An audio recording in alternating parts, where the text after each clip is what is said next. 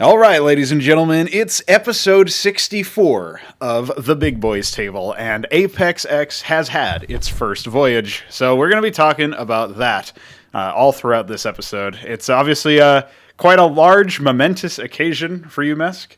I'm sure you're like equal parts, or perhaps mostly wishing you had even more time or whatever. But how I guess that's where we can start initially is like, we could talk all day about technicals and stuff that you have planned, but how does it actually feel to have gotten it out there in the first place? I don't really feel too much of anything, to be honest, because like it isn't a particular milestone to me. There's no like signifying point other than, oh, I want to get this out. It was more like I wanted to have a video demonstration on 2021 August 5th, and then of course Smokey died Right. just shortly before then, and all the other shit that was going on before then sunk that pretty fast. And then And would that we video had demonstration have been similar to the 4-part series that you had produced in keeping with this? it was going to be more in depth. I actually Okay. planned a multi-hour version that talked a lot more about the points leading up to this. So it was more about the story of Apex, and the two videos I ended up releasing earlier a couple of months ago. I think one was September and one was November. Those ultimately took the place of that because although I have that video like halfway completed, I never got the time to actually sit down and work on it again. So that kind of just like it sort of accumulated to the point where I think it was July last year after I almost died to that heat stroke that I decided I was going to get something out in December. There was something about that point. Maybe it was after August last year. I'm not sure. But there was a point I decided I wanted to get something out just to a couple people out by December. I was more or less thinking more like November, but as things just got worse and worse and worse and worse, I realized that, yeah, we're going to have to push it all the way to December. And then the hospital shit started, and then October got completely fucking destroyed, and I was like, we're not going to even make it in December. No fucking way. And then the landlord decided to give us the boot in November, early December, so we have to be out in April, and I just had to do all this shit moving today, which I'm in no physical state for, and I'm the only one who can do all this shit on top of everything else. And I was like, yeah, we're completely, absolutely fucked in everything. But when people were in the hospital and missed all this other stuff, that's actually probably when I've worked the hardest on this. So Right, which is it despite became, all of the back and forth and traveling and yeah. shit, that is not necessarily normally an activity that you do. From what I remember, for people who, I mean, I don't know how much you really get into it ever in your casting, but like, it's not, you're not, are you like far away from the city center or something, like, or far enough away that it's a bit of a hike to travel there? For me, like a city block is too much of a hike because of my knees. But Right, yes, yeah. the city center is not like super far away. I mean, this place is fucking packed like sardines. You got like 50 person a house here, Right, and yeah. there isn't really much of a city. It's just like an extremely overpopulated village. Gotcha. So it's like when you think of a city, you think of like big buildings and money, and you don't really get any of that here. It's like a giant ghetto. But no, to get any, like if I was to like, let's say I wanted to go to like McDonald's and pick up a Big Mac and get the Reddit kids pack, that's for adults. That's just Reddit. The I would adult have Happy to, Meal. yeah, Okay. I'd have to walk probably like I think like Google Maps said I have to walk like an hour to get to the vet, which is around where the closest McDonald's is. Okay. So it's still a distance for sure. So even though so you're almost like in some sort of more residential specific area Yes. that just doesn't have Yeah. any businesses nearby. So Yeah. so basically you had to, I guess, take cabs or whatever. Was that also like a financial issue then as well, like on top of everything else?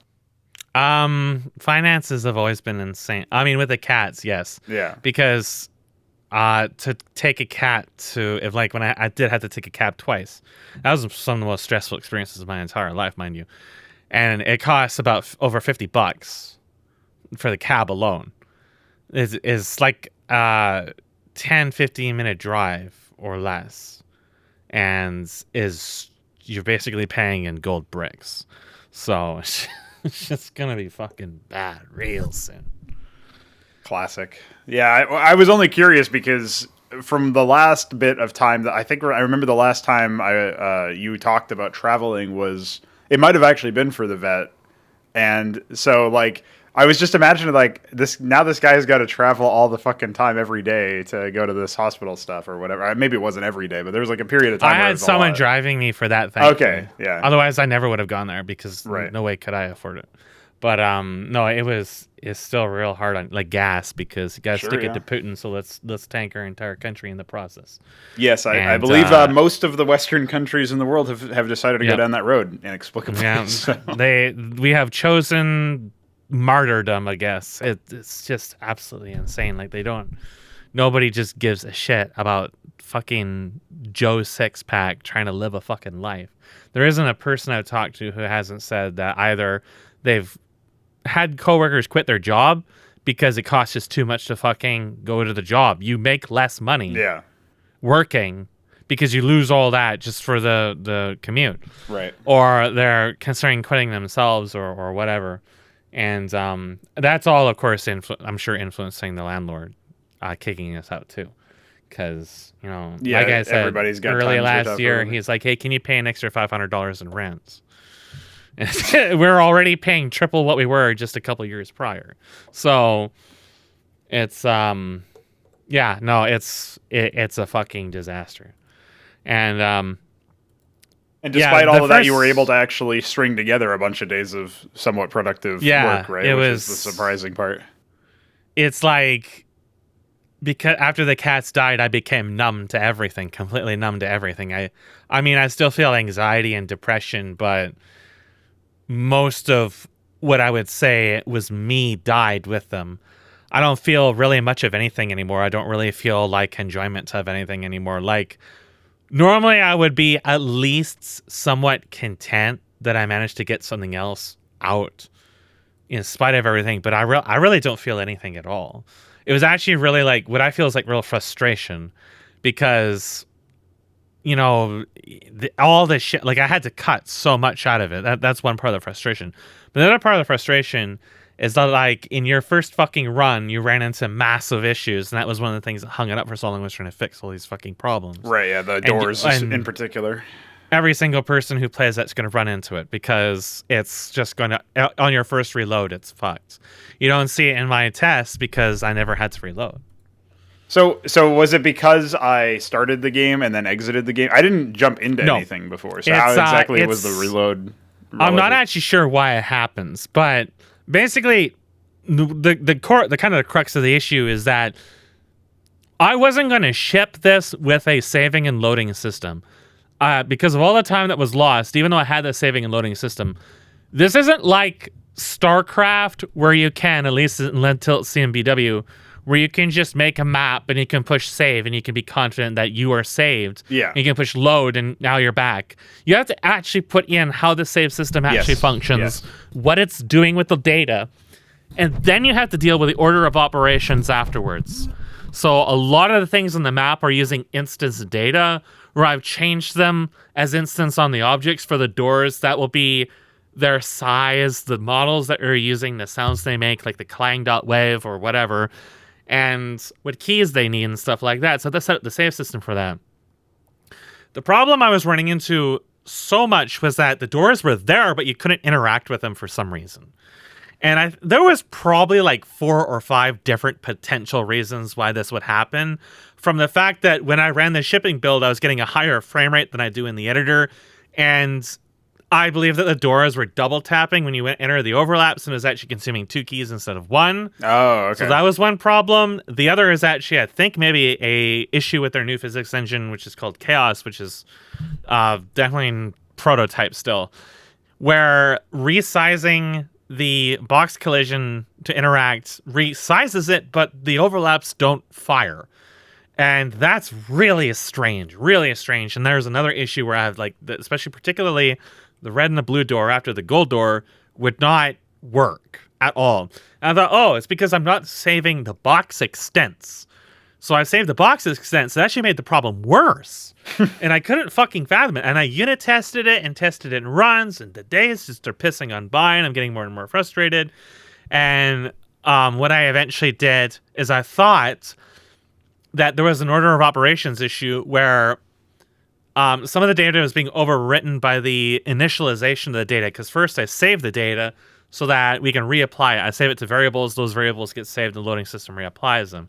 But I don't know if it's a bug or if it's a feature or what, but when I put a timer on that to be sure that we're loading the data and not overriding those variables before we use them, that actually broke the loading system entirely for the doors.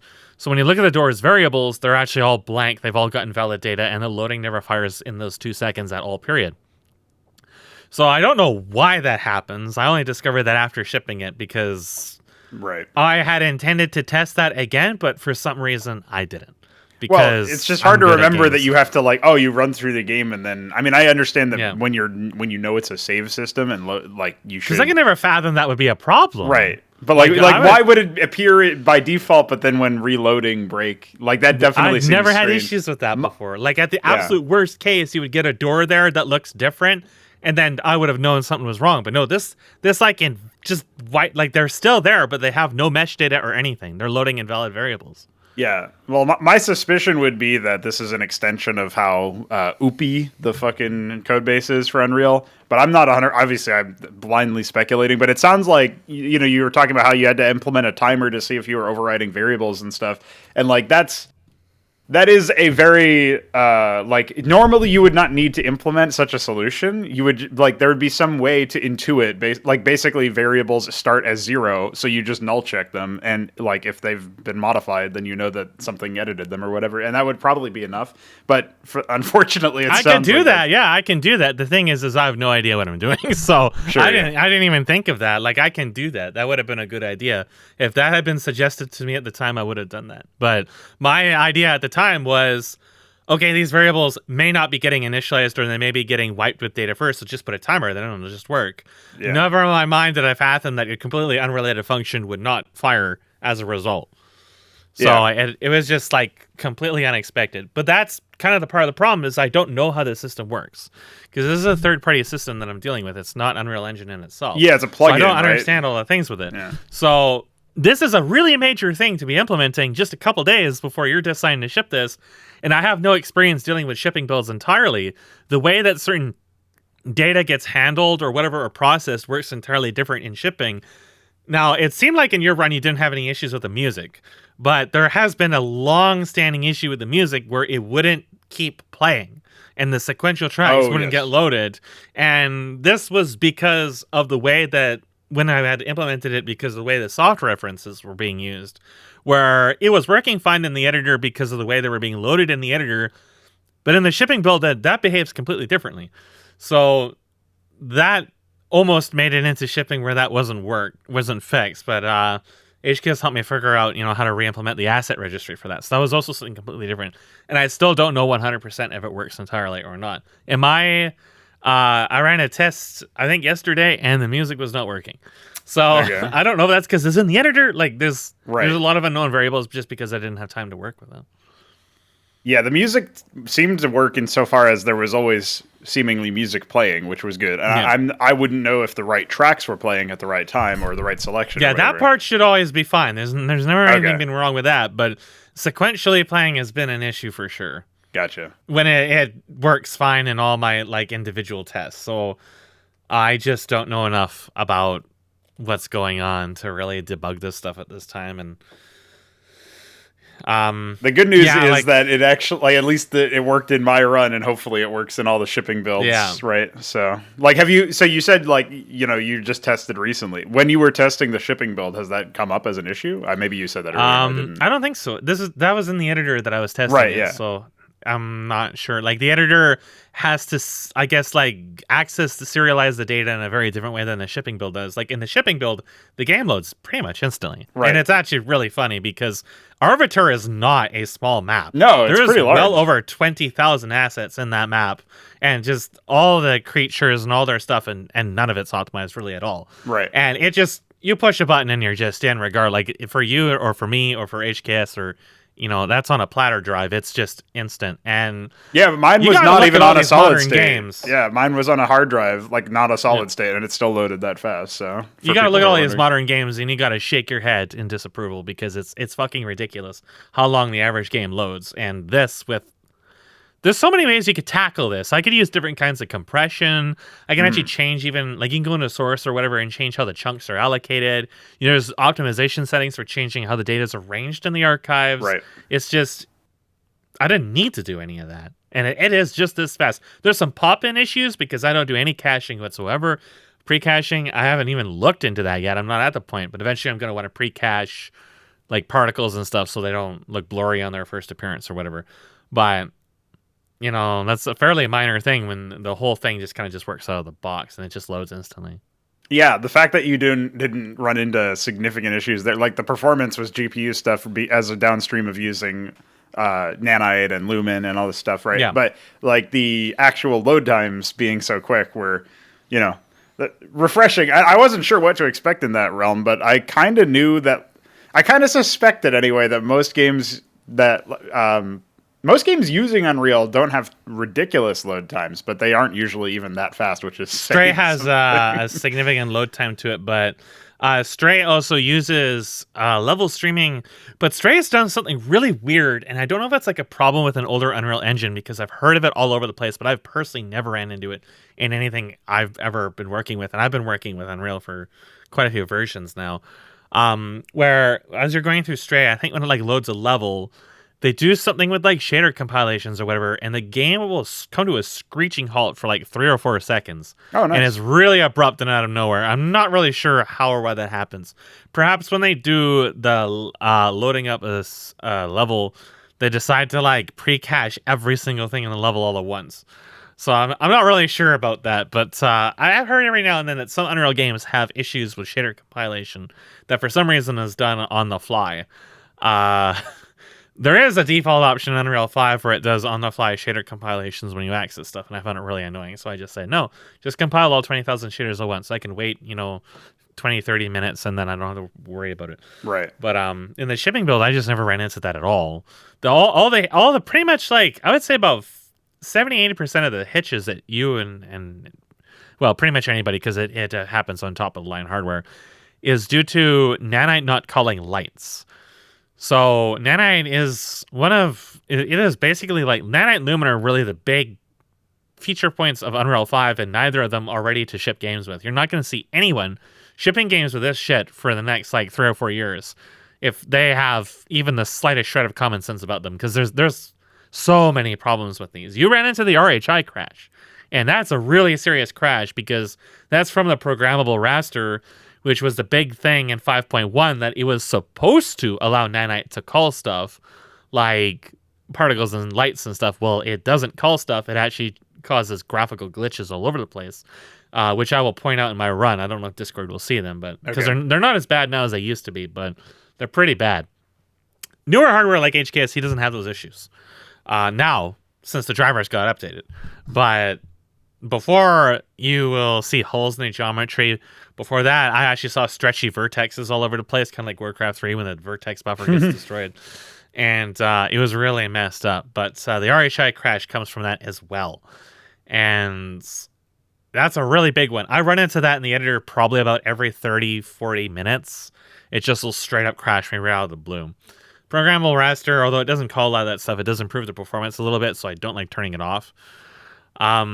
It doesn't call foliage either, so that's really the other super major one. I've done some optimizations where the foliage, the grass specifically cuts off, but the trees and the grass both are not being called at all. So when you swing your camera across all of Arvatur, you're rendering pretty much all the trees, and then there's a number of lights in them that do not have distance culling, because you shouldn't need it for small lights because the nanite geometry should be culling, but since it isn't, you are going to be... Some of them have culling set up, but in Schwa's room, there's 3 large non-shadow casting spotlights and the number of brazers that, depending on where you are on the map, you could be rendering all of those.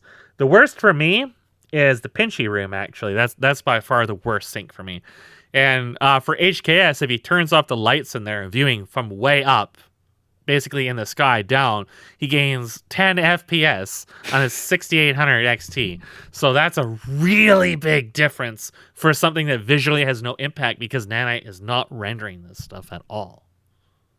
So it's one of those cases where if you had to give a brief description of what Nanite, I guess separately Nanite and Lumen are actually meant to accomplish as opposed to the older version, like what is the actual sort of allure of adopting the software beyond, maybe it, I suppose there are, I've heard you talk about Lumen specifically in this way. So, but if we can start with Nanite, why should people get excited or whatever for using that over what was previously adopted as industry standard within Unreal? So for me, the biggest thing is the culling. Industry standard culling right now is GPU screen space culling. And it is many seconds behind. Yeah. So in pretty much every game on the market that you're going to play, except for the old ones, you're going to have objects flipping in and out of existence all over the fucking place because their bounds aren't set up correctly, or more commonly is the issue, you're going to see huge gaps in the terrain as you swing your camera around. And if you are, say, playing something like Genshin Impact, and your character flips over the screen or something like that, what often happens is every single thing on the screen flips in and out of existence for several frames, depending on how they have it configured. Well, I don't know about Unity specifically, because they may have fixed some of this. Probably not. But in Unreal, you can't actually opt objects out of this pipeline. They're always GPU occlusion culling no matter what. You can't change that. Right. So in my case, for example, if Anna's in the front of the screen and I swing a sword, you're going to systematically see every single object on the screen flicker in and out of existence for multiple frames, which is going to result in bright pieces of skybox appearing all over the place. So when you swing you'll see this in basically every single Marketplace video that is not run through Sequencer, is pieces of geometry just flickering in and out of existence. And it's obviously within indoors areas, it's much more noticeable.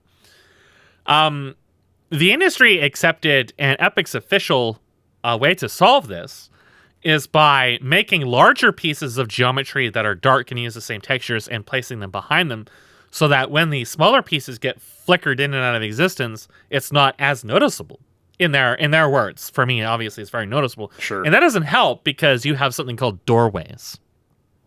And doorways are absolutely hysterically terrible for this. I have many great videos demonstrating this where if you just go back and forth in a doorway, no matter what bounds you have set stuff to, which, by the way, when you escalate the bounds for stuff, it sort of defeats the whole purpose of occlusion culling to begin with, because now it's rendering these objects when you can't see them. It's making the scene less efficient. And it doesn't solve doorways because you go back and forth in a doorway. It doesn't matter how big those bounds are. If they're inside the room, they're going to be called. So what Nanite does, Nanite's a very different kind of pipeline. And Nanite also does all kinds of different things, but for me, that's the main attraction for it. Because Nanite is much faster. I believe Nanite is on the CPU, or at least its occlusion, the way that its pipeline is done, is equivalent in speed to CPU culling. So prior to Unreal 5, I was using CPU occlusion culling, which is more older styled, where what I was doing is I was making basically box geometry, telling them to be occluders and sticking them inside of walls. And since they were smaller than the objects, and I think a CPU occlusion culling was only about one frame behind, you pretty much never saw any issues with that. But Nanite is very different. It's hard to really describe Nanite other than the fact that Nanite basically is called Nanite Virtualized Geometry. And Nanite will take meshes and it will create like clusters of, if you turn on visualization, you'll see clusters of triangles and shit. Now, Nanite is normally advertised as being a way to put in height. You can literally just put sculpts into the game. Right. With millions of polygons, and Nanite will take that and it will basically real-time decimate those based on view distance. Nanite, as a result of this decimating behavior, will actually, I can think of probably like 90% or 95% of cases, eliminate the need for LODs entirely. Yeah, I was going to say, it sounds like it's this sort of automated LODing case where you really don't need to worry about multiple versions of an asset anymore. Yeah. So there's some cases you're going to want LODs for materials or whatever to turn off certain expensive pipelines in the material when it's at a far distance. But as far as meshes are concerned, LODs for me are more useful for having a smaller polygon asset to use for the collision mesh. And like there's a couple of like I wanted to do that for the boats, but the boats LODs are really weird. So I had to use per poly collision for that. But some of the Paragon assets, for example, have manually configured LODs, and I set those to be used for the collision asset. But in everything else, it really doesn't. So you have the NVIDIA tessellation, which basically takes a flat surface and turns it into 30,000 polygons, and they call it higher detail. NVIDIA, the way it's meant to be played. And they put that underneath Crysis, and then non-NVIDIA cards have way worse FPS, you know? Yeah. Now, if you hand one of these giant 30,000 polygon boxes to Nanite, Nanite's actually going to shred a lot of that really right away.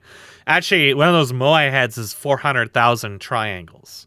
And yeah, I think you said it was the one inside Zeus, which is just the starting one. That's the one that's really small. It was the one in I think it's the one in below the first major structure in Arvatur. Oh, okay. So you're thinking of the one that I yelled at and berated for being asleep until 10 p.m. Gotcha.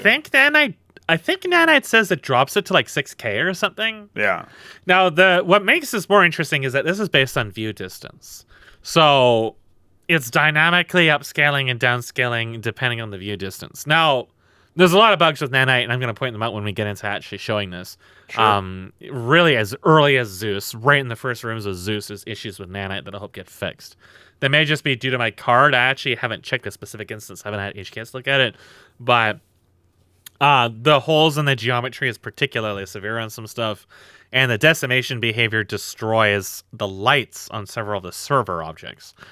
But for the most part, it usually works. I haven't really... There was... When it first came out in 5.0 and I brought it to Melgard, and I turned it on, it set the meshes to look really low poly and gross. But there's a whole bunch of configurations on it, and all I had to do was just change one of the thresholds, and that kind of fixed it up.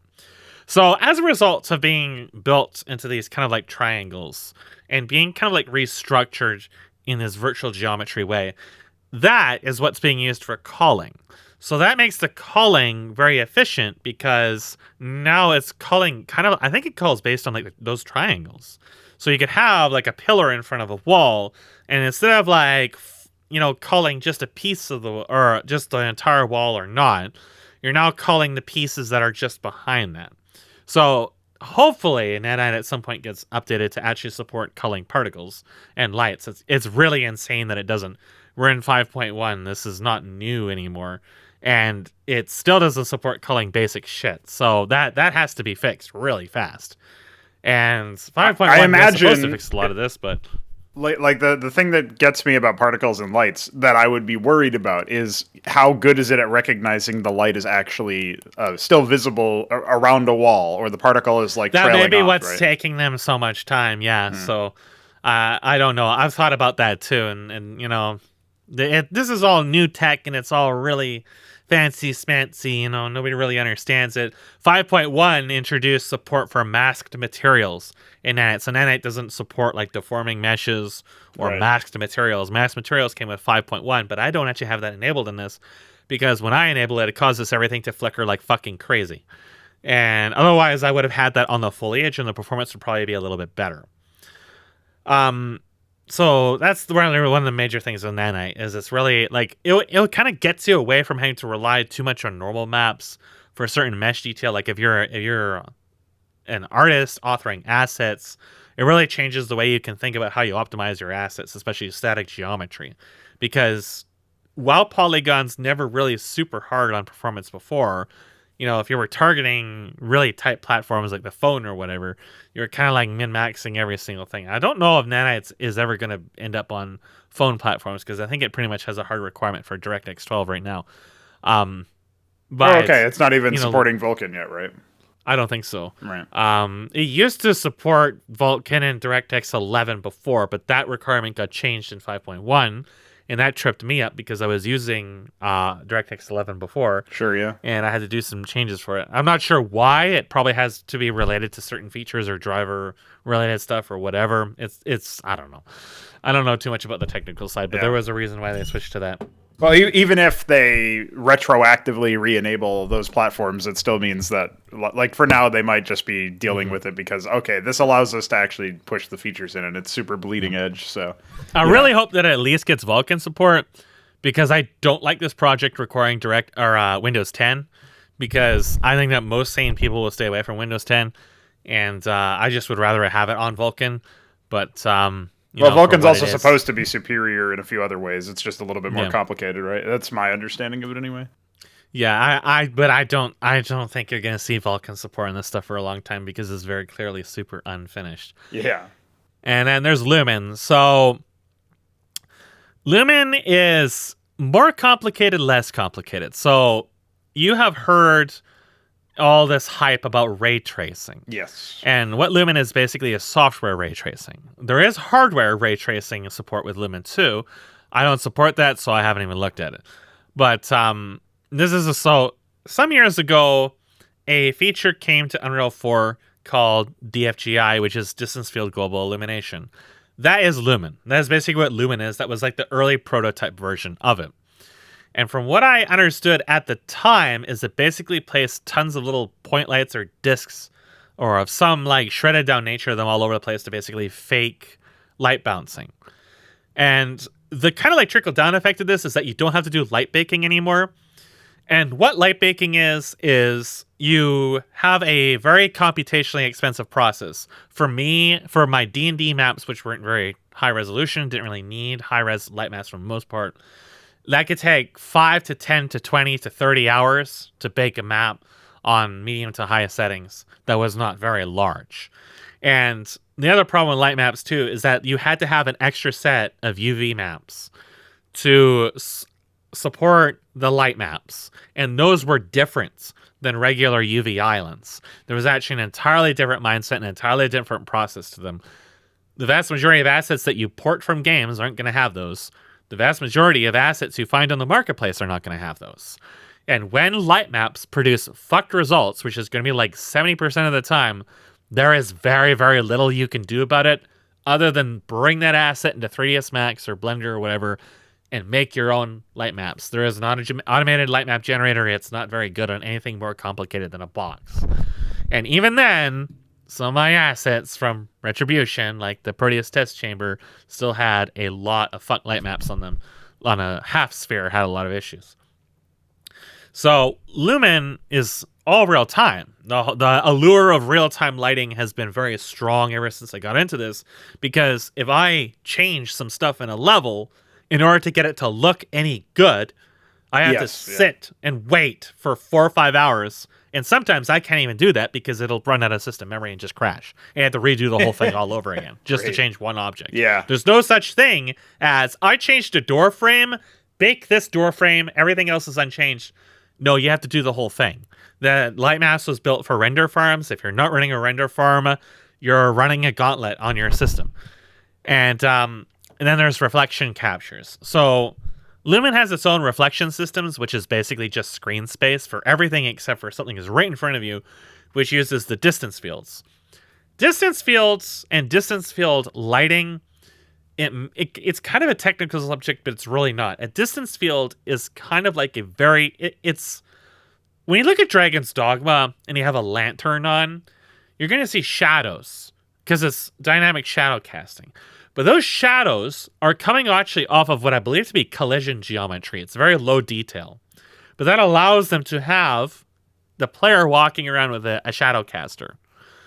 You can think of distance fields as a very similar kind of hack, where every static object, and possibly skeletal objects too, I'm not actually really sure, but every static object at least has a distance field when you have this on. And you can change I think it may be based somewhat on voxels or something. I don't really know the technical details. But that lower resolution object, that representation, is much cheaper to use for certain things. Like, I use it for GPU particle collision. So like the sparks that come off of something might collide against the distance fields. It's much cheaper to collide against that than to trace against an actual collision mesh. Sure. Or whatever. And then, so Lumen uses that for its lighting, resolution calculations, and reflections too at a close distance. Now, those are pretty simple, low resolution objects. They don't really have definition to them. But in theory, if you have a sort of a rough reflective surface like something metallic, it's fine to display something lower resolution and simple against it, so long as it's relatively fast. I don't know what the fuck is wrong with a reflection system, but the whole thing is a goddamn mess, and it really doesn't work in 90% of cases, except for the glass cylinder in Zeus. That displays distance fields reflections at a fairly reasonable responsiveness and sharpness. The rest of the level is a fucking train wreck. And don't even talk about the water in Arvatur. The screen space is just so gross. It's horrible. So it's very obvious that Lumen is just like the reflection system just honestly just throw out like screen space is awful. Stop using it. Just use distance fields or some kind of cube map or something. For God's sake, just stop using screen space. It's so bad. But the main allure of light baking over like just having dynamic shadow casters is dynamic shadow casters couldn't do light bouncing, at least not fast. That's where you entered ray tracing, is offload all this to the GPU. Well, NVIDIA, the way it's meant to be played, lock everything down, stagnate the industry as much as possible. And then when we show off our screenshots of ray tracing, set the bloom level to 69 because that makes it look better. And Lumen they're going through the whole rigmarole now because they're just at like the budget that you would need, the disposable income you would need to buy a single one of their video cards now has just gotten so out of hand. This is ridiculous. The wood screws are very expensive. Yeah, as somebody who spent $300 on a Radeon 5700 XT when it was pretty like considered basically one of the top of the line cards at the time for consumers, obviously. Like, I look at that and I'm like, 300 was a lot. And now it's like 1,000. It's like, what the fuck happened? The average, the cost is so nuts now. It's fucking crazy. Yeah. Like if it wasn't for HKS, I would still be running on the, what was that? The XFX. I don't remember what it was. It would have been about close to. It sounds like a 2012 card or something, or maybe older. older. 2012, 2013, something like that. I don't know. It was a while ago. I went through a few cards because of they melted down, like the 2900 XT. The dual GPU literally would cold boot at 90 Celsius. So it could run fine at 120, but the second it crept up to 125, which is in summer when it's 45 Celsius ambient, it died pretty quick. Yeah. But no, the cost of hardware is fucking nuts. And that's kind of like the problem with this project too, is it's like, I acknowledge that if I get this to a reasonable state of completion where you can demo through a few levels, most people other than me are going to have way more powerful hardware. Like say like 3-4 years down the line, everybody's going to be running supercomputers. A lot of the overhead with Lumen's going to be pretty much gone. I mean, you aren't running a super top-of-the-line hardware. HKS is running a more powerful GPU. But really the only performance problems I saw for you was the stuttering. Yeah. And that's in an unoptimized level where the foliage is not being properly culled and the lights are not being properly culled and nothing is really set up properly at all. And that's also while streaming. Yes. So my performance is going to be very different for the viewers if they have not watched the developer video. My performance is going to be much worse. So, but it's still like my cards from like 2016, 2017. So it's not very new. But other than the stalls, the performance I get in the shipping build is actually quite playable. When I'm recording, not so much. OBS's competition actually kills it. I do not know how Discord is going to perform with it, but chances are not very well. Yeah, what gets me about OBS is that it's actually, I've seen this happen in general. This is like, the OBS version of, or the recording software version of, hey, we're going to error out and not tell you about it. Like, OBS will just drop frames all the time with no warning and no information. Yes. Like the preview looks seamless on your end, but I have to regularly say, "Hey guys, how's it look?" Instead of being able to test. I mean, I guess I could pull it up on my second monitor, but that's more, more competition, competition to render that video. I had a lot of problems when I was trying to do Final Fantasy 14 at 60 FPS. Because you would turn the camera and OBS would just skip like a full second worth of frames. Yeah. Yeah. So like that's the horrible. other thing is I don't know how much of what was being stuttered on the stream was even related to what I was seeing. I think it was mostly in sync from the recording test I It seemed did. fairly reasonable to me. Yeah. The big thing with this is you may want to make sure VSync is on and you have an FPS cap on. Yeah. Otherwise, it is going to use as much of your GPU as it possibly can, and OBS hates competition. Fraps was great because of it was very, very weird in how it did stuff, but because it was a low-level hook, the performance that it had was really respectable so long as you were recording to a different hard drive. If it had its codec cleaned up and it wasn't wasting so much processing power on the codec and stuff like that, it was, and had received proper updates for multi-channel audio and stuff. Yeah, I was going to say, I can't believe that's. I'm pretty sure that's still not a feature. So. Yeah. Well, Fraps is basically abandoned. Fraps is still, however, the best recording software. OBS will never be able to compete with Fraps in terms of its reliability. Like, it's sad that Fraps, for as fucked as it is to this day, OBS still can't compete with it at all in terms of, like, the low-level behavior.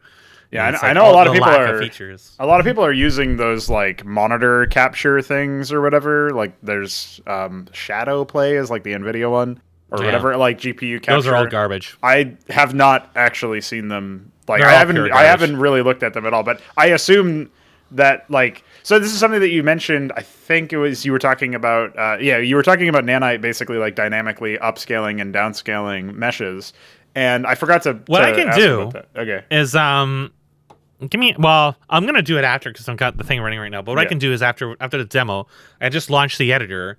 And I can show you what this actually looks like in the editor, and it'll be easier to explain in the editor. Yeah. So the reason why I was remembering to bring it up is because like we've railed against like the I forget I don't remember even what this shit is called anymore, but it's like the stuff that dynamically changes your in-game resolution or whatever because like it just creates fucked frames, or like the stuff that's supposed to be making your performance better, but it just destroys it and hoses the image quality. The obsession today is to lower your game's resolution and then use temporal anti-alias. That's the obsession today. I like how more and more games now in the options menu have sharpening set to like 50 out of 100 or whatever by default. I don't even like why is there. That's because that's the college solution to temporal anti-aliasing. Yeah. Oh look, we've destroyed the image quality. Better apply a sharpening filter and make it worse. Yeah. Well, like to me, I just think of like obviously you spend all this time in all of these games disabling shitty defaults, including all the post processing. But that's just so you can look at the game. Like I just think obviously there are advantages to this like automatic loading stuff, right, where you're like sort of dynamically changing the resolution of the meshes. But I would wonder if it would result in similar issues where. I mean, I guess at the very least it's a constant thing because it's based on distance. So it's not like, oh, your performance is your GPU is hitching a little bit. So let's reduce the resolution of the whole fucking game. So like obviously there's a distinction there, but is that something you were worried about when you were first adopting it, that it would result in the game looking worse because of the dynamic stuff, like or inconsistent maybe? It does have a lot of settings on it, so I think that if you were to run into that, you can change it. Nanite's actual performance cost is very static, actually. It's very strange in how it works. It's a very, very static cost. Okay. My bigger concerns with it is that it is built for something called virtual shadow maps. And virtual shadow maps are very different than the cascaded shadow maps that I'm using in this. The problem with that is that the shadows are already very, very noisy. The ambient occlusion that Lumen casts is basically like the Swedishman described it as rain. It's just black rain. Yep. And when you turn on virtual shadow maps, all the shadows become black rain. Because the idea is that you run temporal anti-aliasing to soften up all the noise. And it's gross. Yeah. And which is sad because virtual shadow maps actually fix some of the long-standing issues with cascaded shadow maps. Cascaded shadow maps have a lot of issues with banding. Contact shadows are really messed up. And with the dynamic lighting specifically, you don't get any soft shadows at all. And a lot of my lights are configured for soft shadows. You just don't see them because it's cascaded shadow maps. Right. But virtual shadow maps supports a lot of that stuff. But the noise is absolutely horrendous. Yeah. So it's absolutely unusable. That said, the noise got a little bit better in 5.1. Still definitely not usable. But I'm hoping that someday down the line they add in some filtering for it, or we can figure out a way to filter it and actually use it. Yeah, especially if it ends up being a post-processing thing on the last step or whatever that you can just disable would be the most ideal. Yeah. But just some way just to apply just a blur filter to it, I would be content. the biggest issue with it is that Nanite, and I believe with the foliage in particular, can get to be quite expensive with CSM. That's what I've heard. I haven't really encountered it too much yet, but I also have the shadow distance on my grass quite low. However, when I enabled virtual shadow maps on it, I ran into even much worse and much more completely random performance issues. So that's the big thing I've always been kind of concerned about, because while Arvatur does have an organic area to it, I set the grass render distance to be quite low. I would like it to be visible all the way across the map, because that grass system was designed for huge draw distances, and I know it works normally in Unreal 4. And I would like to be able to, deal with super large maps, but I think that Nanite has some performance troubles with CS when you have super large maps. So I haven't really been worried about the visual fidelity for it, at least not yet, because I did so many tests with it before I considered really switching the project over.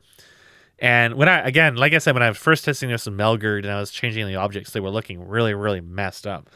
And I changed their settings around that fixed them, but ever since I went to a newer version of 5.0, I have yet to encounter that problem. The problems I'm encountering is where it's decimating certain detail on the meshes. Again, in Zeus, I'll show you.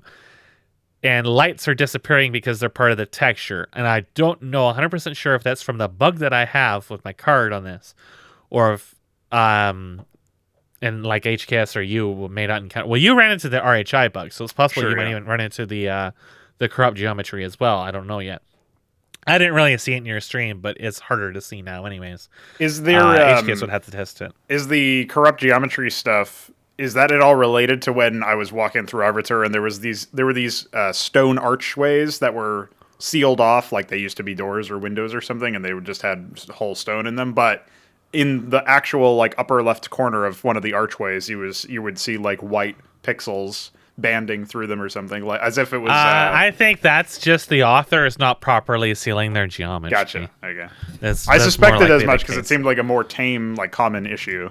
I didn't really. The reason why I'm asking so many questions about the technicals is actually because like when I played this, I deliberately didn't really assess the visual fidelity of stuff because I knew it was super like in progress, right? And I also knew that like one of the first things that it wasn't one of the first things you said, but one of the things you said in the last episode before, or whenever we talked about the demo coming and how like there are things that you don't really like, some things you really don't care about. It was like, oh, hey, over here in this like one area, there's a bug with the graphics. Like, the whole thing is kind of like fucked up right now. So I knew that wouldn't really be the most useful thing, but so whenever there were like weird oddities like that, I mostly just sort of there's like the kind of like cone-shaped towers in Arvatur. They have seams in their geometry, and it is extremely noticeable. Right, yeah. So it's like, I kind of look at all that stuff as like super placeholder, early level stuff that has, if you are going to go forward with, that just hasn't been refined yet. If there were issues, then that's... I'll just go into Blender and I can seal the geometry myself. I had to do it for a few of them, but to do it for like too many of them right now, it's just not worth it. I'll do it later. So Right, yeah. And so, I mean...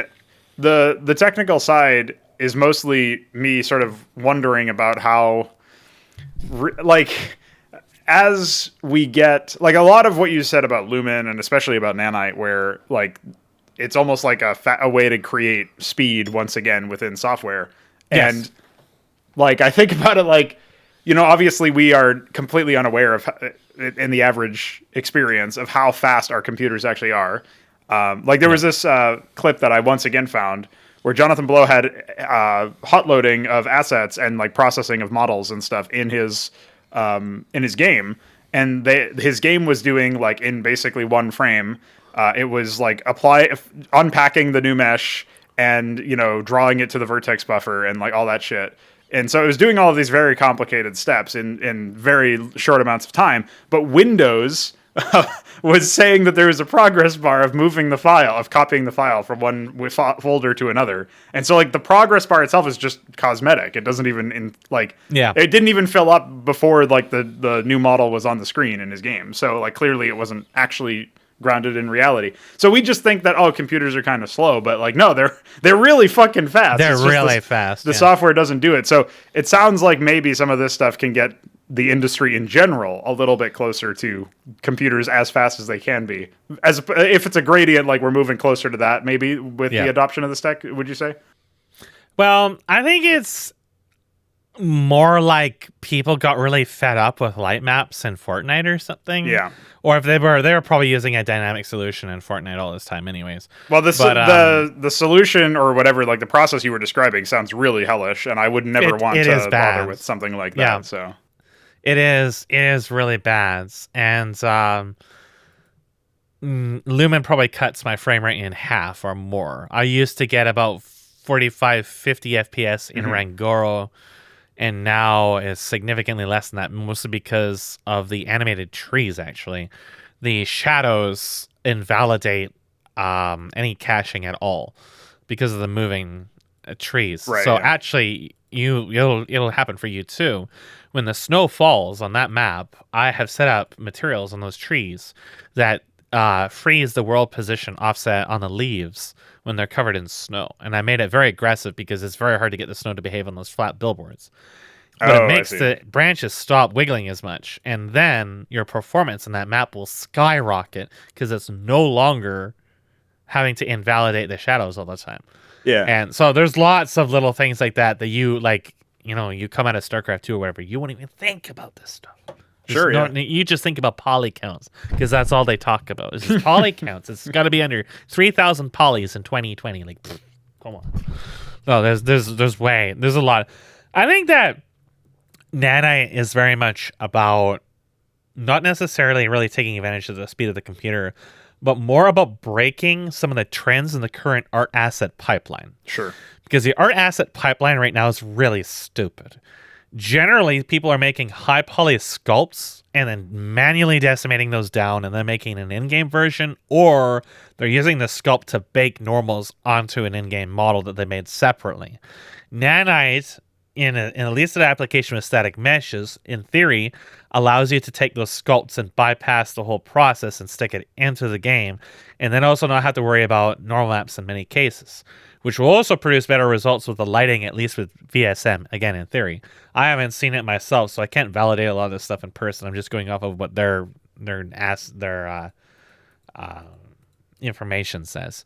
Yeah, I mean, for people who don't know, people, like, all the tutorials for modeling character models and stuff is, like, do it in Sculpt, and then, like, start using that as basically your reference image to make a mesh from scratch, like, using extrudes and vertices and stuff that are more, like, low poly modeling techniques. Yeah. So you have to go through and create this, like, much more involved thing just so that you can dumb it down after.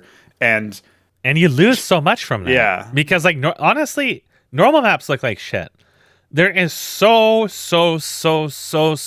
few assets where I feel like that the final bake result was good. Whereas, especially when you see like the sculpt, it's like not only did you just lose a lot of detail, the resolution, like the normal maps, when they're compressed down, they tend to look really bad, especially with like characters.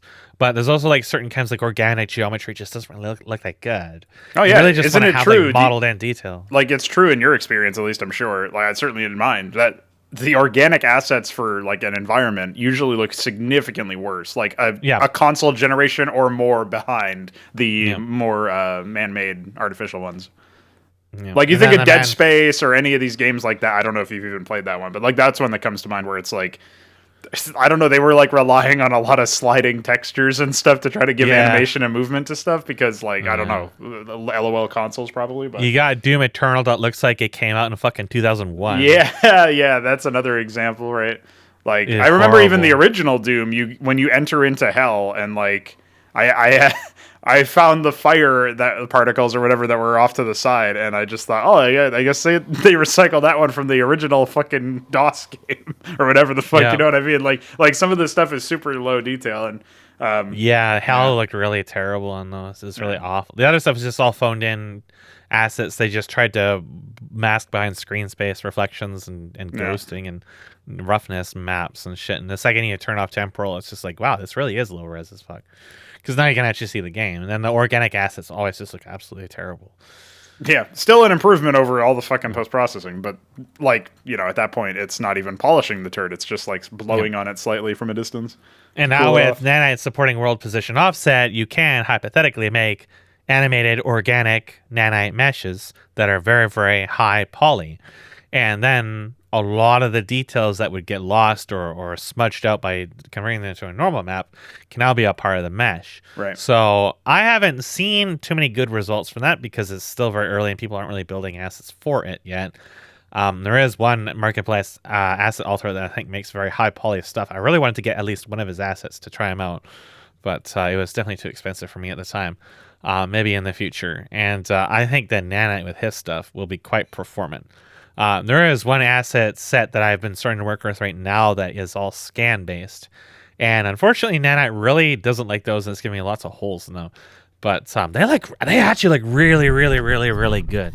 And once the Nanite bugs are finished, and then I can put foliage on Nanite and stuff and get them culling properly, I'll actually make a level with that. Right now, it kind of it just says it's exhausted all my GPU memory and it's really laggy, but what I have does look pretty good. So it's just one of those things. It's one of those technologies where I think it's more about trying to improve the art pipeline for any given reason. Yeah. And it just has a nice, happy side effect of making it a little bit faster or whatever, right? Of like accessing the culling process is definitely faster and it probably performs better because GPU occlusion culling is not going to like having like.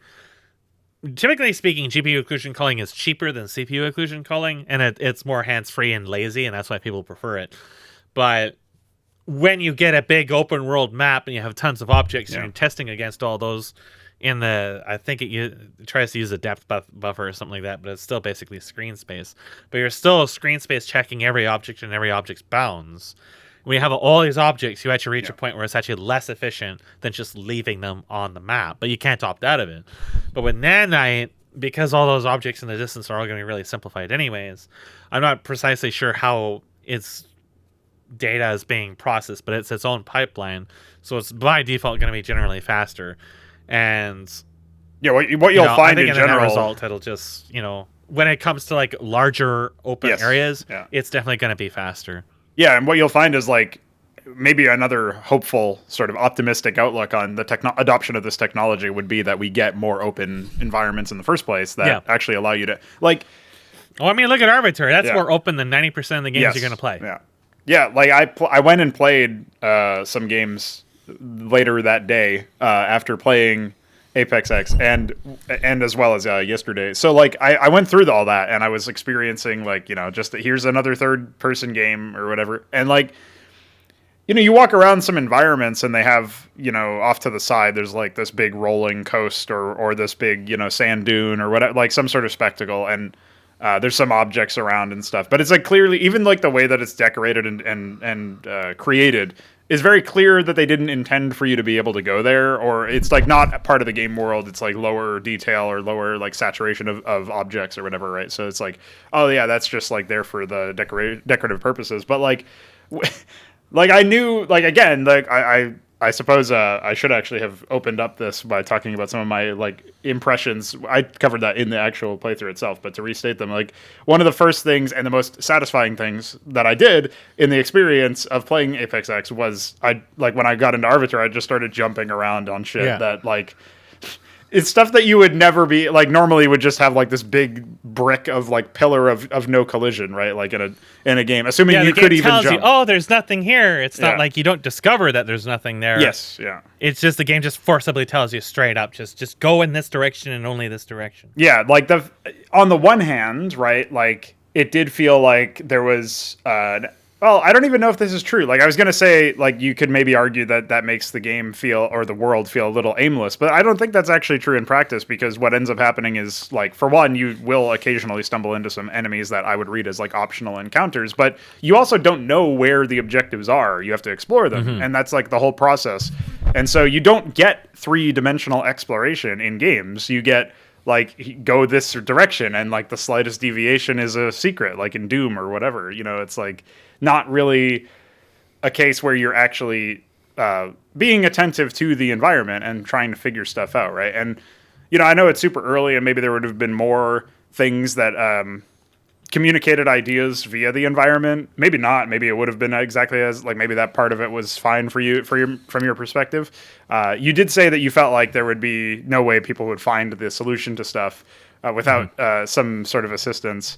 And indeed, I did take a while to find the crow statue. The second, well, for me, it was the last one. It was in the wolf plane. Like that's something where when I was playing through that, I was definitely not really being super attentive to the environment at that stage.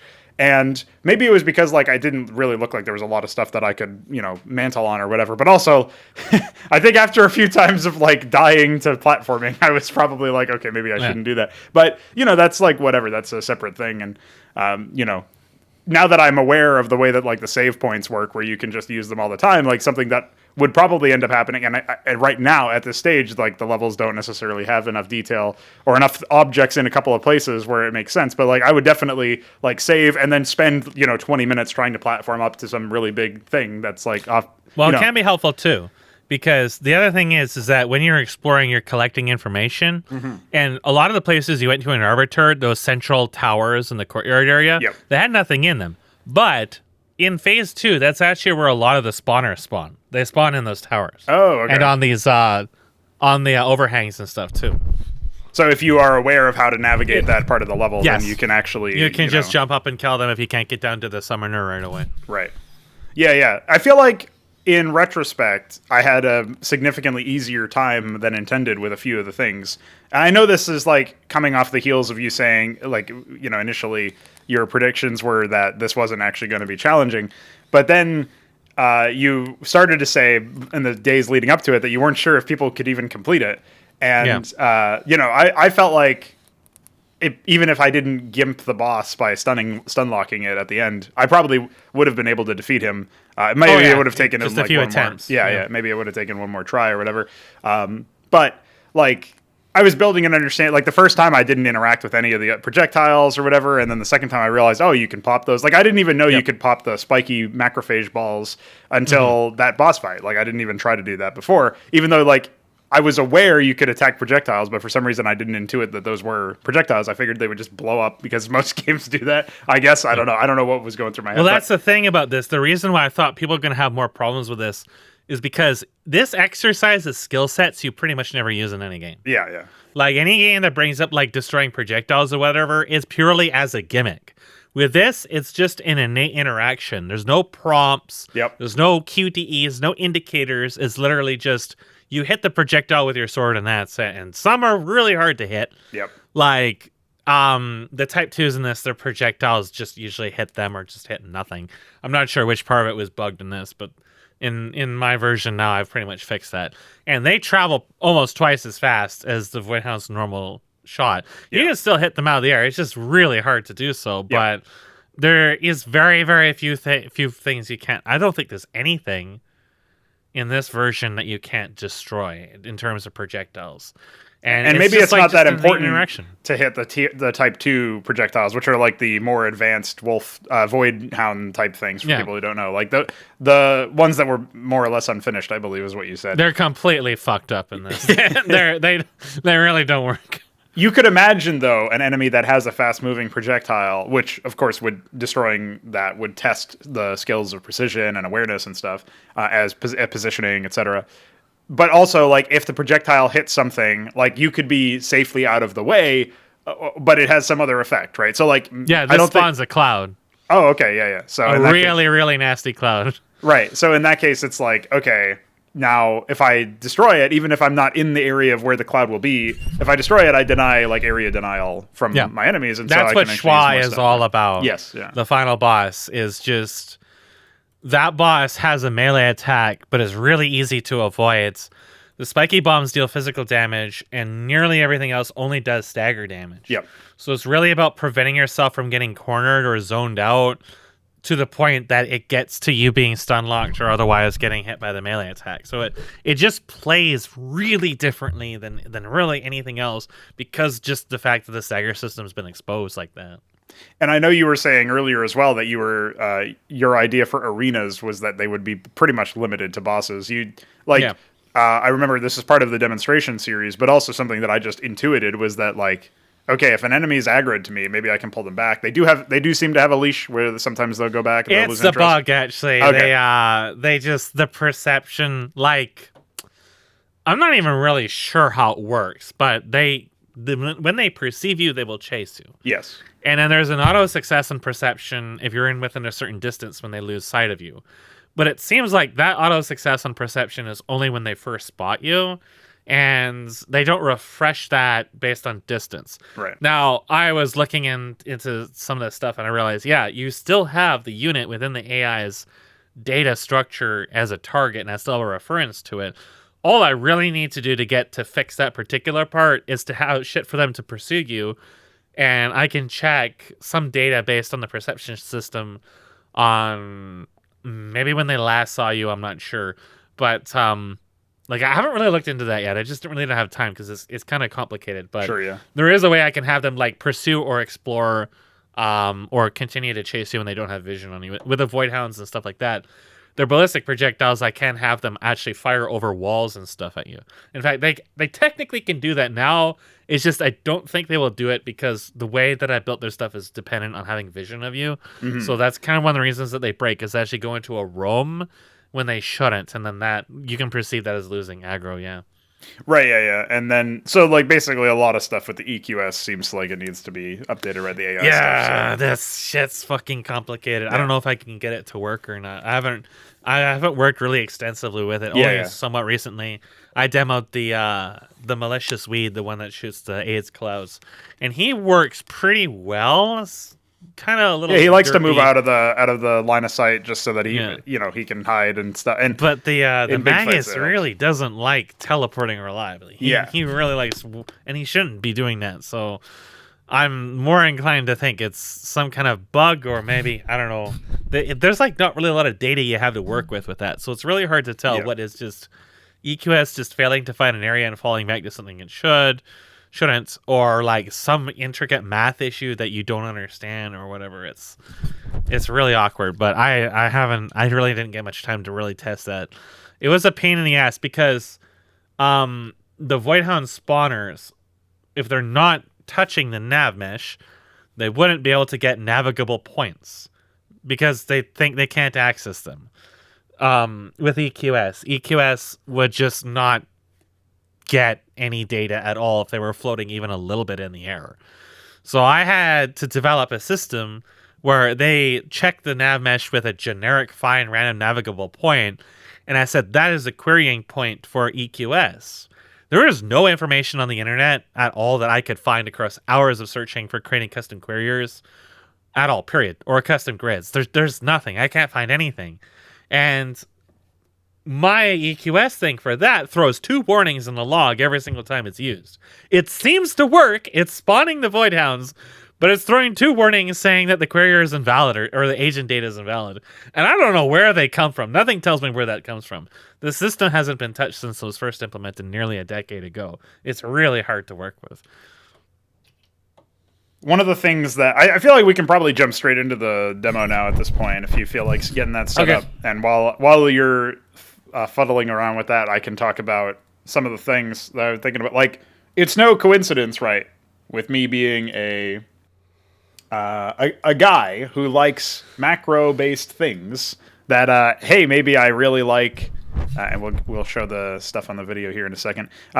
Hey, maybe I really like macro-based things, and maybe I really like, RTS stuff. Isn't that cool? But, like, and I did hear in the tutorial that, or the video series, that you were planning on incrementing certain aspects of the scale and adding stuff like factions, I believe was the term you used, where there's like things that belong to each other. So because the combat is in and of itself a thing that is still evolving, you're still deciding on systems, you're fairly dissatisfied with the way that stagger works, and maybe we'll cover all that stuff.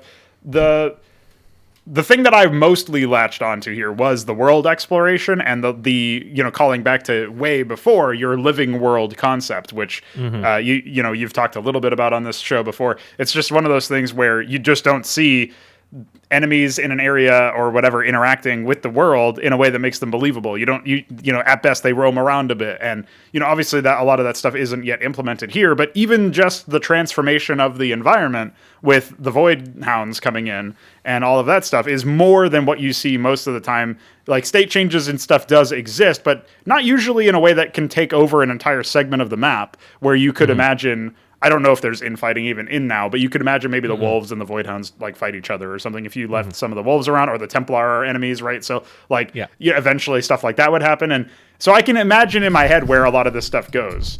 So I don't know if you have any immediate thoughts on that, but now that we are in the demo, we could also just go through some of the demonstration stuff you were talking about earlier and get back to that topic, however you like to progress through it. So what I will tell you is that something that I almost managed to start working on but didn't is there's going to be a scarab creature in Arvatur, and of course later stuff.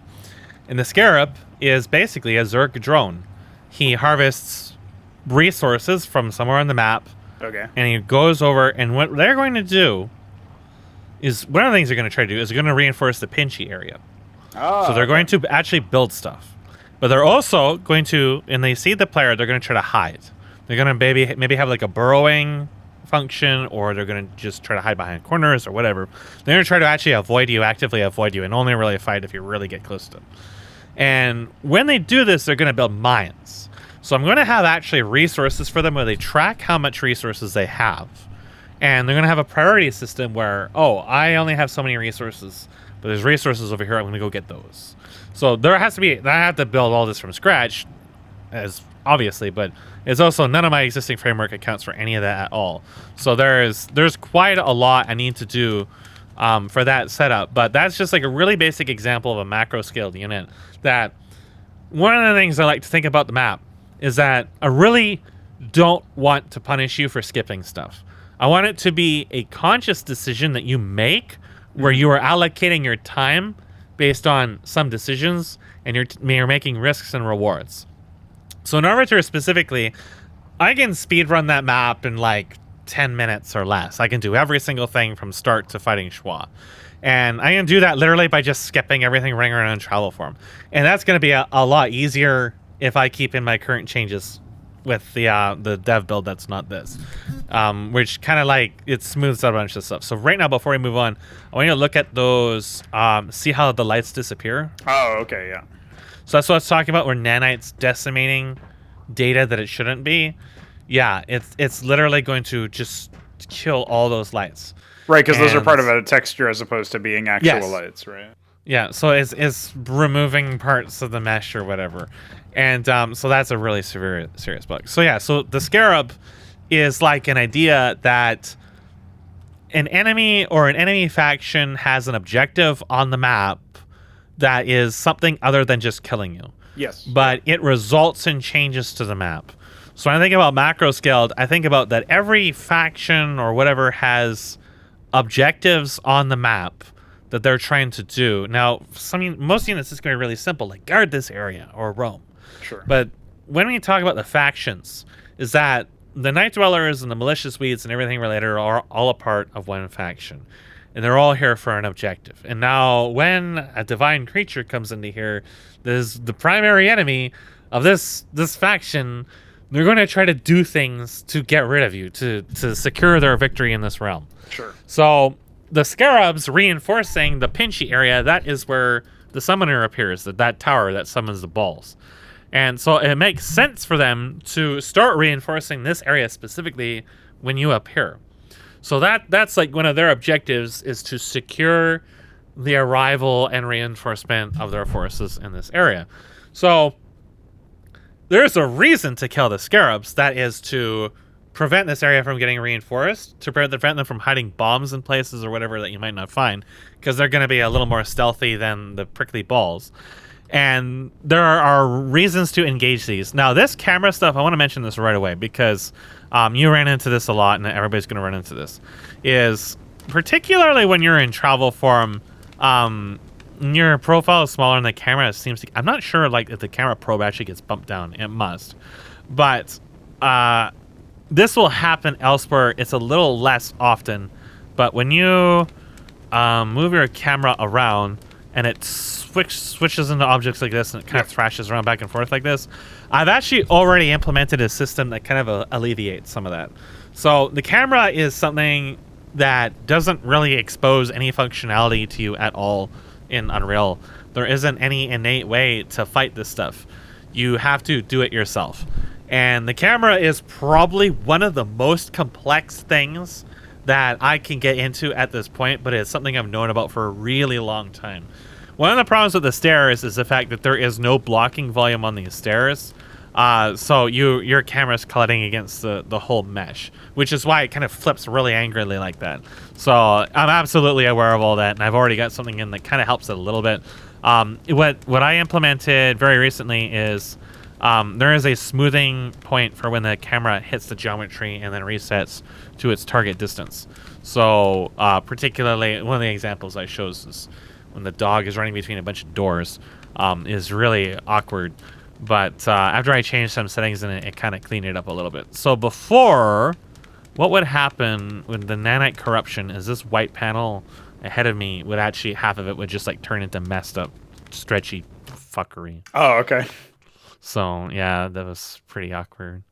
You know, the camera thing makes me think, I've seen a lot of games try to cover the camera stuff by making it so that you have, like, objects become, like, their opacity is reduced or something, so they become, there's like a bit of occlusion, but like that might be something that people are reaching for. Yeah, even if it wasn't really awkward, and I'm not sure how much or little I find it to be disruptive, I still feel like the biggest issue is you still can't do that with walls, because then you'd just be through walls. Yeah. So you still can't make the camera distance consistent no matter what, right? Which is probably the biggest challenge with some of these third-person games. So one of the issues that Lumen has, I'm going to point out, is look at the candle above my head and watch the wall. You see how I sometimes see some flickering? Yes. On the wall. So emissive lighting is very new, but it is a thing. But emissive lighting is to some extent screen space, and more importantly is it's not very accurate. So it used to be so much worse than this, like really, really bad. So they've definitely improved it a lot. But these candles I have not configured, and I guarantee you the candle emissive value is set to some extraordinarily unnecessarily high value. Okay. Because every single time I look at these particles, I see people feeding like 500 plus emissive multiplier when you can get away with 5 or 3. Sure. And those hyper bright values really aggravate Lumen, because Lumen thinks there's a fucking miniature sun there, because there is. Because people don't fucking pay attention to what they're doing. And that causes shit to freak out a lot. So these torch particles are new. So particles are something you had a demonstration for this in the demo map, right? So. Yes. I take particles very seriously. If you've ever followed my retribution work, you know that it's just an iterative process.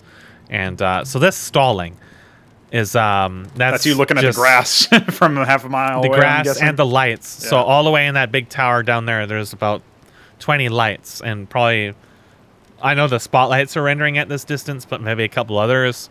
I've put in more aggressive settings for that. I have to create child blueprints of every light that I'm using in here and create really, really short ones, because I can't do it per instance.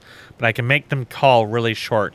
And it won't solve the stalls, but it'll probably get rid of like 50% of them. Now, I remember you saying earlier that, like you said, we were talking a little bit about faction stuff. And one of the things that I was struck by is that the Templar seem to be guarding this giant, not exactly a spider, but I've been informed that Schwa hates spiders. Yeah. Yes. So is that enemy going to be more on the, like, is it going to be aligned with a separate faction in a later date? Or do you have other plans for it? Or is it, I mean, it could also be that the Templar have monstrous fucking creatures that they, No, that's going to be, one of the whites. They're called Sons of the Whites. And they're monsters in their own way. The white just has these phantoms because it's kind of like taken. And the way the white works is really strange. You can almost think of the white as kind of like a lich. So all the Templar and stuff like that are basically, they've been dead for hundreds of thousands, millions of years in the case of our current context. But the white has this kind of like phantom forest that kind of like trapped their memories and their souls in it. So they're reincarnated through it. And so no, there will be a Templar in there. Korodai, he's planned to have 2 phases. His second phase, he transforms and becomes quite a more serious fight. I never planned to have the transformation in the first voyage because it was too much, but I was hoping to have his first form, but I only got really basic technical stuff done for that, unfortunately. And that is the enemy that ends up being the derp dude, or is that somebody else? No, that was going to be the demo boss. Right. He's sort of similar in some respects, no, Gunnavar is a very different beast. He was going to have spinning shuriken, like large shurikens that bounce off of each other and spin around the platform. It was really going to be a filter for figuring out how particle or projectile canceling works, because you were going to need it in that fight too. Sure, yeah. It was like a sort of a similar idea of the Schwa fight. No, I don't know where this dude went. Where did he go? Yeah, they like to march off sometimes. Oh, I see his eye in there, yeah. So this is something that I remember you saying earlier in the chat. It was something that, this is talking about testing skills or doing things that games usually don't, is the whole light thing. So a lot of people would complain, I'm sure, if they're not initiated, that, oh, the game's not very readable, I can't see anything, right? But, one thing that I just noticed watching this now is that actually the Ragnarok behaviors do cast a temporary light. So if you really needed it in a pinch, that would be something that you could do, for example. And you also said that maybe something that you could try to mess around with would be the ability to have a light casting ability or something later on, but that would be an unlockable potentially. Light as a resource, can you talk to me a little bit about what you think about that and why you decided to include it in this? Really the main reason why is I hate invisible lights. All these modern games have filled the world with invisible lights and it looks like absolute shit, and it makes no sense. And they do that because people can't see in the dark, and they complain because they have to think about where things are. Yes, yeah. And you have Dark Souls, and the first thing you see in Dark Souls when you're in their first zone is this giant invisible blue lights in an open area over the front of a staircase going down that's in broad fucking daylight, and it's just there, and it's so awkward and out of place. And you have lights also being used for like, oh look, there's something special here, you better go here. And the game is just it's really just Simon Says. And so at first and foremost, I don't want to do that. I'm going to avoid it as much as I can. I don't think I'm going to be able to always avoid it, because there are going to be places that I'm going to need some fill lights in, but I'm going to make them fit the area. Sure. But when it comes to something like this current place, the Pinchatorium, is you have access to lights, and enemies are very happy to chase you in here. Just bring them to the lights if you can't see them. Yeah. Like, for me, I know what's going to happen when I do this or that, so I'm very comfortable fighting them in the dark if I have to. For Joe Sixpack, who hasn't played this anymore, just bring them to the light, separate them. You want to do that anyways. So it kind of just sort of plays more into making the world feel kind of natural, and also, taking advantage of the world. Because as time goes on, the hazards in the world are going to grow in intensity. And you're going to be able to take advantage of those. Like, one of the levels I'm going to be working on is going to have lava pits. And the lava pits are going to be everywhere, and there's going to be verticality. And you're going to want to be using that as a weapon, as well as being wary of it, defensively speaking. Yeah, something that I probably, a significant thing that I remember was I felt like as I was playing the game, conditioned by a bunch of other experiences I've had before, like, maybe this is just a little, like, oh, it's not finished. And I also wonder if maybe because I had read some documentation where certain settings might cause the lights to become darker than they need to be. Really dark. Yeah. If you turn off Lumen, it's going to turn off all the light bouncing, and this area will become twice as dark, I imagine. Right. And so maybe that sort of subconsciously informed me that it was like it was not an intentional thing, but something that was still a work in progress, right? And to some extent, maybe it is, but like, maybe that also influenced my thought. But I definitely felt afterwards, after I had been, you told me like, oh, well, parts of the real world are dark, like just use the light or something, something to that effect, right? And when that became apparent to me as like it was an intention as opposed to an accident. I started to recontextualize a lot of the fights that I had up until that point, and it made sense, to me anyway, that like, okay, this is something that we would actually try to play around with. It's an interesting thing to play around with to begin with. Here's an example of a game that actually makes you think about the world and the environment a little bit more, and that's something that you genuinely don't see too often in a lot of other cases. So another issue you'll see there when I grab the red key is there's some crazy fucking ghosting on the wall. So when the emissive lighting is animated or moving, it is really, really, really, really, really slow. It's basically free in terms of performance, but the ghosting is really seriously bad on it.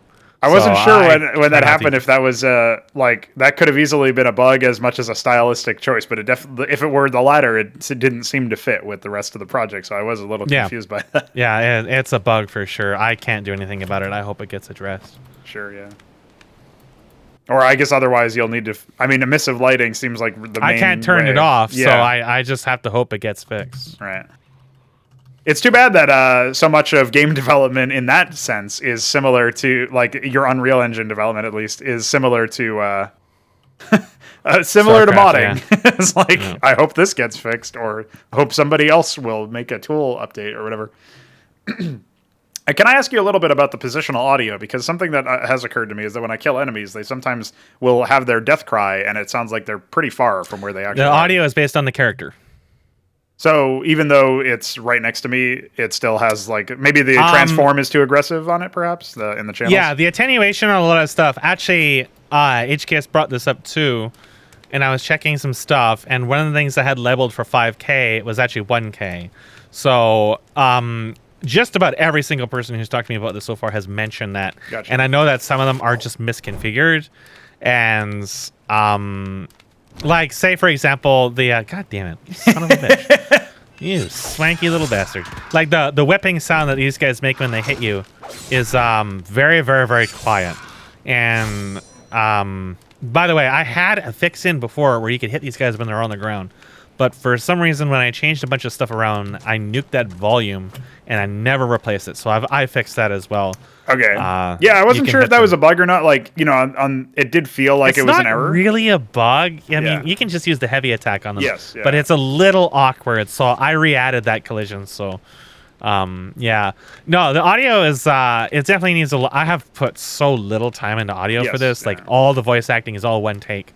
And I haven't done really any engineering. I literally called in engineering for the fire magazines because I didn't have time for it myself. But, so yeah, that's the thing, right? Is like, I remember the sense that I got was that I got trolled. A lot of the like the footstep audio, for example, like the sounds that you hear when you're walking on like the default textures or whatever, versus that was some nice camera work. Versus the grass. I was in the sounds. wall. Yeah. The grass sounds are like way louder, right? And so like that's like one example where it's an easy fix, but it's something that like you said you had to. Let me tell you, finding sounds for bare feet walking on stuff is really hard. Commercially, freely, anything, it's really hard to find sound samples that fit bare feet or a character like this. It's really hard. So I know that the volumes is really messed up, but like 90% of the physical materials currently set up don't even have sounds to begin with. So I only barely set up wood for this, actually. I think if we hit woods... Yeah, okay, so wood is in now, but it doesn't even have a particle effect set up for it. It's just using a default particle. And this particle is also very new, too. So I have no spark Niagara effects. That one is completely made on the spot. So I think that one came up pretty well, though. Yeah, well, talking of fitting sound effects, at least you do have a good sound for the crow statue. I do, yeah. That was last minute, so I'd forgotten about it until last minute. Yeah. So because of my performance being pretty low, even the trace collision, as accurate as it is, will sometimes not hit. Right. And that's an issue I've not observed with anybody else playing this. But definitely seems on my performance related, yeah. Yeah, it has only a few frames to be active, and there is a note from the author on that plugin that says, hey, Chaos has some issues where it actually invalidates the physics asset for some reason, and Epic needs to fix it. And he tried to boilerplate it, but it's obviously not 100% right now, but it works so much better than overlaps. So the overlaps were really temperamental, and the sword collision was almost twice as large as it is now before to make it somewhat reliable. Right, and so then you were able to make it dramatically reduce it. Yeah, you were, because of the increased accuracy. Now the player can be tested a little bit more directly. That's one of the things that I remember, like, feeling like, most games are a lot more generous with that, and so it was nice to actually have to be precise, even if some of the controls faster-paced games usually just have a broad collision in front of you. With this, I wanted it to be accurate. Now, as opposed to the player, the enemy's collision is all mega accurate. The only one that is slightly inaccurate is really the Void Hound, because its swing is so short range. It pretty much has almost no chance of hitting you if I make it 1-to-1. But most of them, like Schwa, are very... In fact, Schwa is even actually a little small, but I don't have really like a cone-shaped collision capsule. So I have to make like multiple bodies for it, but I haven't gotten around to that. There's a little bit of setup involved. So I actually have to go run to the bathroom right now, so I'll be just a second. You got it. And we're back. All right. I do appreciate the icon selection. Yes, so we have... that's the cat from one of people in D&D. This is the right way. That's Stoffel, the best waifu. Pog, and then roller skates. Why is roller skates so many places in the game? Because birds kind of get all over the place, and when you're in like a Japanese city or New York, you're just gonna get shat on by pigeons wherever you go. So, I see. That's Armies of Exego flashbacks right there. Goddamn pigeons. So I think where we left off was a little bit of like, actually just a point I wanted to make. You're sort of lackadaisically multitasking and going through the level. You're not 100% focused, right? But you are aware of the map. I got a horrible headache. Yeah. Yeah. And then so you go through the map and you're doing stuff, right? And it's like it's kind of explaining to the person watching at home who maybe saw like, oh, Pr0nogo had maybe some difficulty navigating the level or whatever. And like, that's something that I feel like, maybe people underestimate the level of map knowledge that is testable in this sort of situation. So as you're fighting some poppies, I see you've got a whole flock here. I might actually die here, yeah. Yeah. They're dangerous. They were deceptively not dangerous when I first encountered them. Of course, I only encountered them sort of part way through, like a little bit at a time, right? But... yeah, you didn't even get the original health station because you didn't really need it. So yeah, I didn't need it back then. But yeah, with the dogs, you can't really fight them out here in the open. Yeah. If you can get them down to a few at a time, and I imagine that will be a lot harder in the final version, right? Because they'll actually respond. Right to now, threats and stuff. Their dodge direction is random. So when I have figured out a way, they're actually going to bias the direction based on what they think is the ideal direction to avoid being hit. So they will actually dodge away from your attacks as to sometimes they will dodge into them. Definitely something that is an interesting enemy, considering. Hey, look, that's the thing that I didn't ever see. Yeah, so like I said, the timer I had on the doors fucks them. So if I do die and have to reload, all the doors will be fucked. Which is a pretty serious bug to ship with, but I'm not intending to re-upload it, so it'll just have to be that way. It's okay. The boss door is not that way. The boss door is something different. So. Yeah. And like you still have to go through the map anyways. Which is a good thing. I mean, I would have done it anyway just because I would have wanted to get something close to the intended experience. But yeah, so it's kind of interesting that you have so you have this series of like it's funnily enough I didn't even really internalize this because obviously the doors weren't there for me, but something that is interesting, right, is that you have like this idea of a key unlocks a door and that's it. Meanwhile, there's actually like a whole series of them, right? And it's like so there's like things that unlock differently. So there's every time you need health, you need to use a red key to access it. It seems to be the pattern. And then blue is for the save points. So under those circumstances, it's kind of interesting to imagine. Did you ever think of maybe doing something a little bit differently, where sometimes you would be able to discover stuff that was not actually gated by the doors as a way to reward, like, you said there's no mandatory platforming, but like as a way to reward something like that. Yeah, it's absolutely. Arvatur is just there just as a technical demo right now, but I've thought of both ways, sectioning off levels more aggressively or otherwise having most of the stuff's available. That one, the red statue down in the basement Schwa is actually a mini boss that was going to be down there.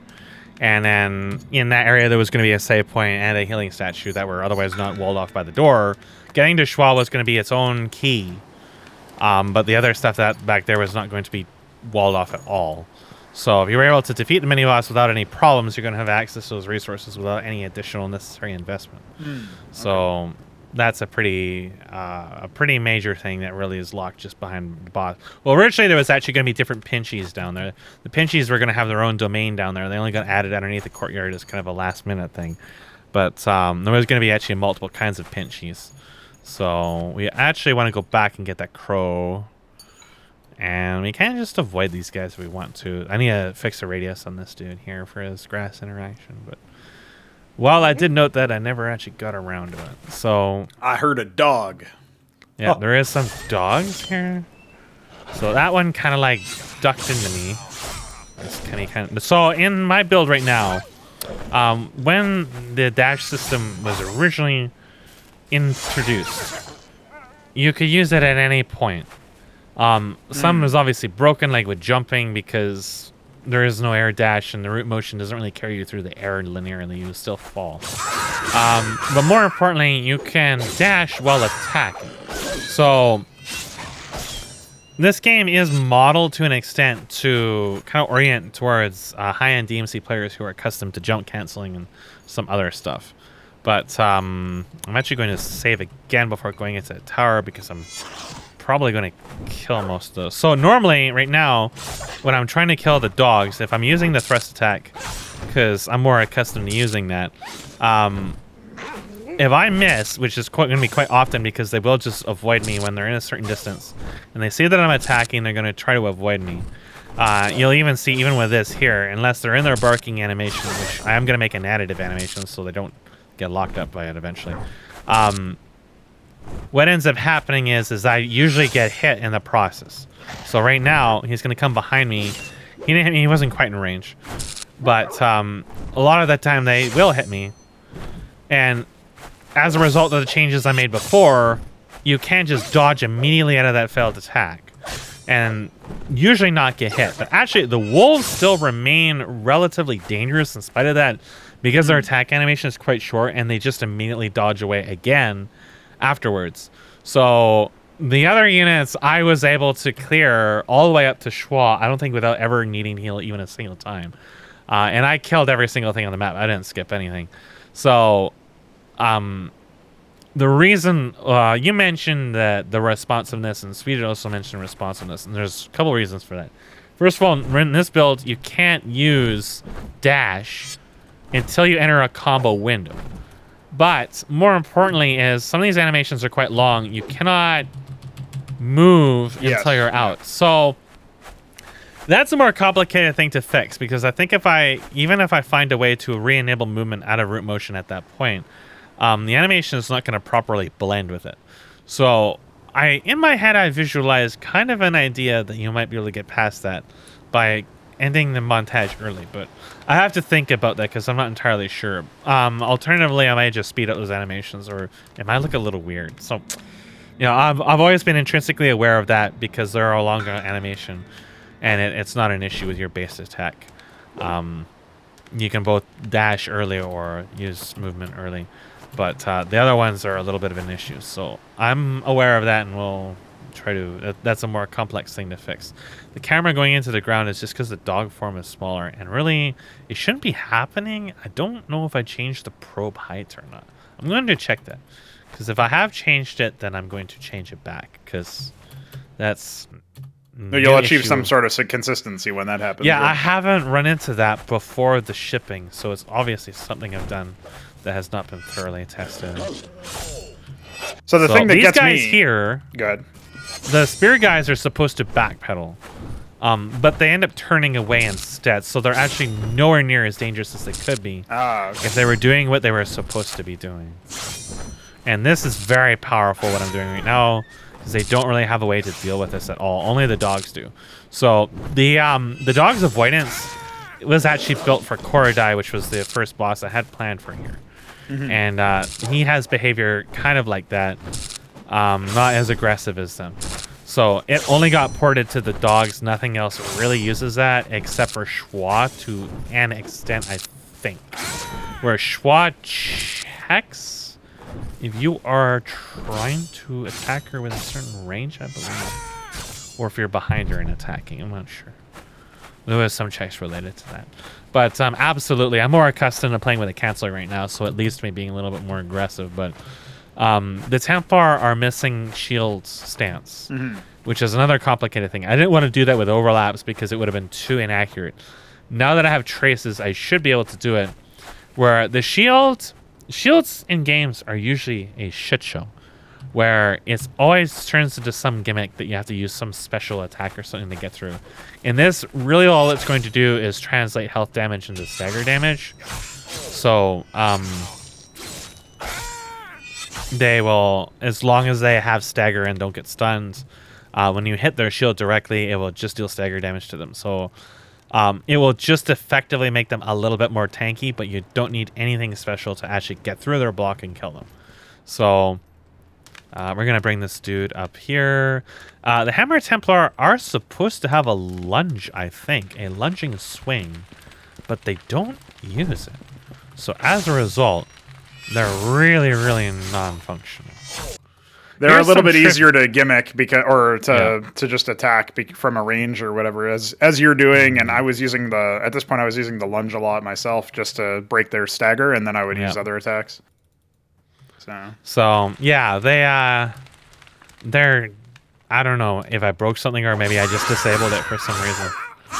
But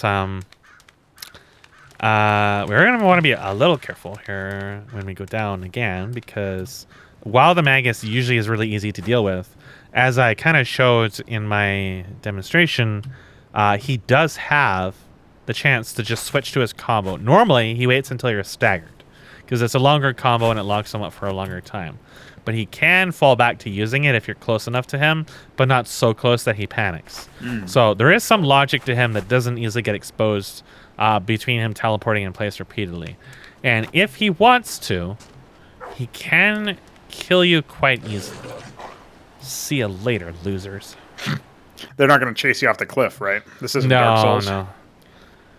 No, it's possible to get Gundavar to jump off a cliff because there is no safety check on the attack, and that is something I'm going to do, where they will check. There is a fairly sophisticated system that HKS made for the evasion, where it traces out and then under them and chooses which direction to evade to based on if there's a wall there or not, and what minimum distances are set up.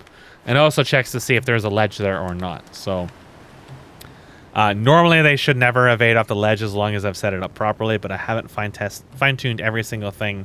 So the most notable one you're going to run into is Schwa will sometimes backpedal into a wall, but it's not super common. This is the showdown with 3 health. 3, yeah. His attacks deal transformable damage, so as long as you avoid getting hit too much and don't lose your stagger, he's really not that dangerous. But keep in mind, this is not a boss. This is not a mini-boss. This is basically the equivalent of a zombie for Tier 2, missing over half of his abilities, which will include a shield, a kind of like a magic shield that absorbs damage for him, and a firewall, and some other zoning abilities. So he's missing just about all of his major iconic stuff right now. Those arcing fireballs have a fair AoE to them, so when you're navigating around trying to close distance and travel for him, if he cuts you with that, it's going to cause you a lot of headaches because you're going to be stunned, and everything else is going to start being a lot more of a menace. Did you have any thoughts since this? There was his boulder.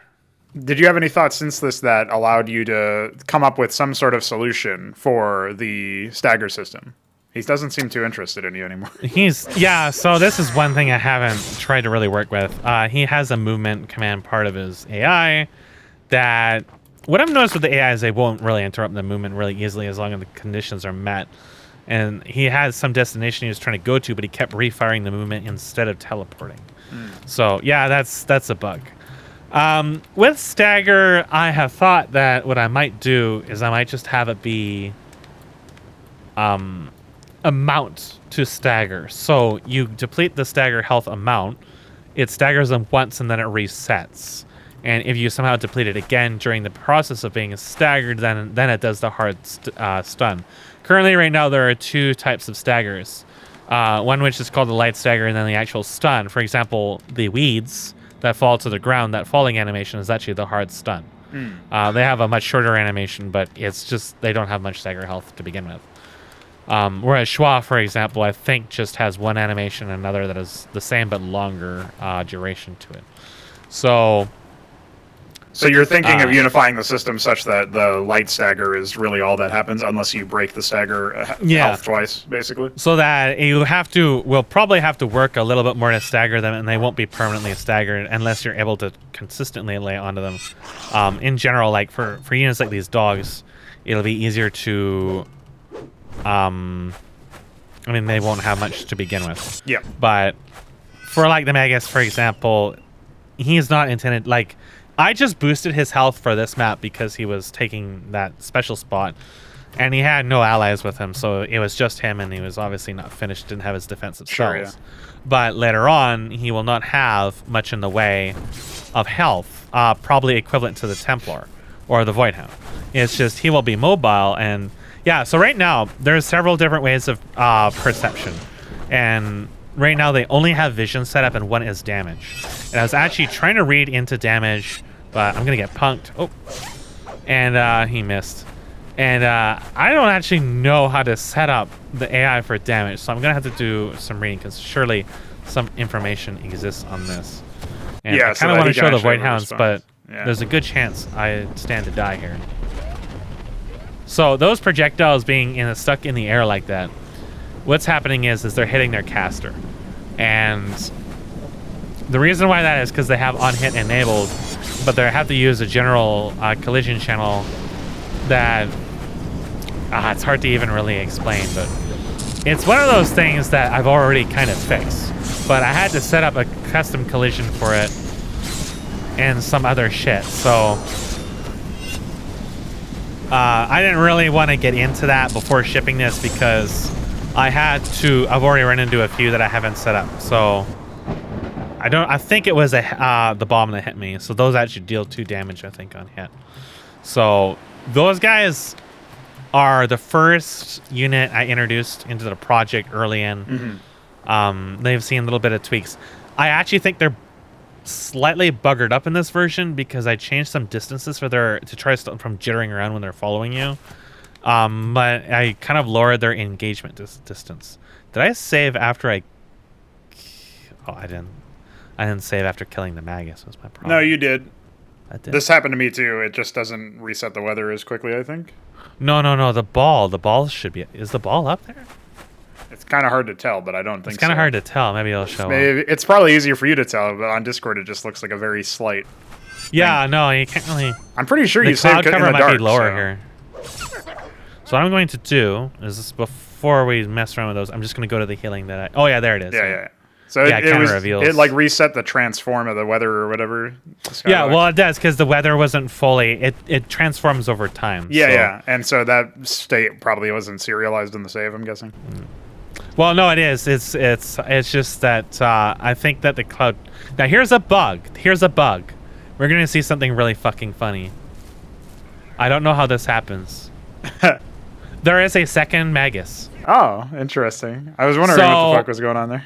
Let me tell you, I have no idea how this happens or how it could happen.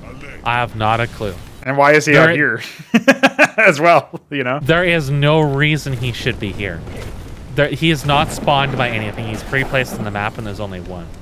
The fact there is another one here, I couldn't even begin to tell you how that Does it indicate that maybe he's being respawned by the load? Or I'm pretty sure that's what's happening, but I couldn't even begin to tell you. I don't know why like a specific entity wouldn't be just serialized. That one.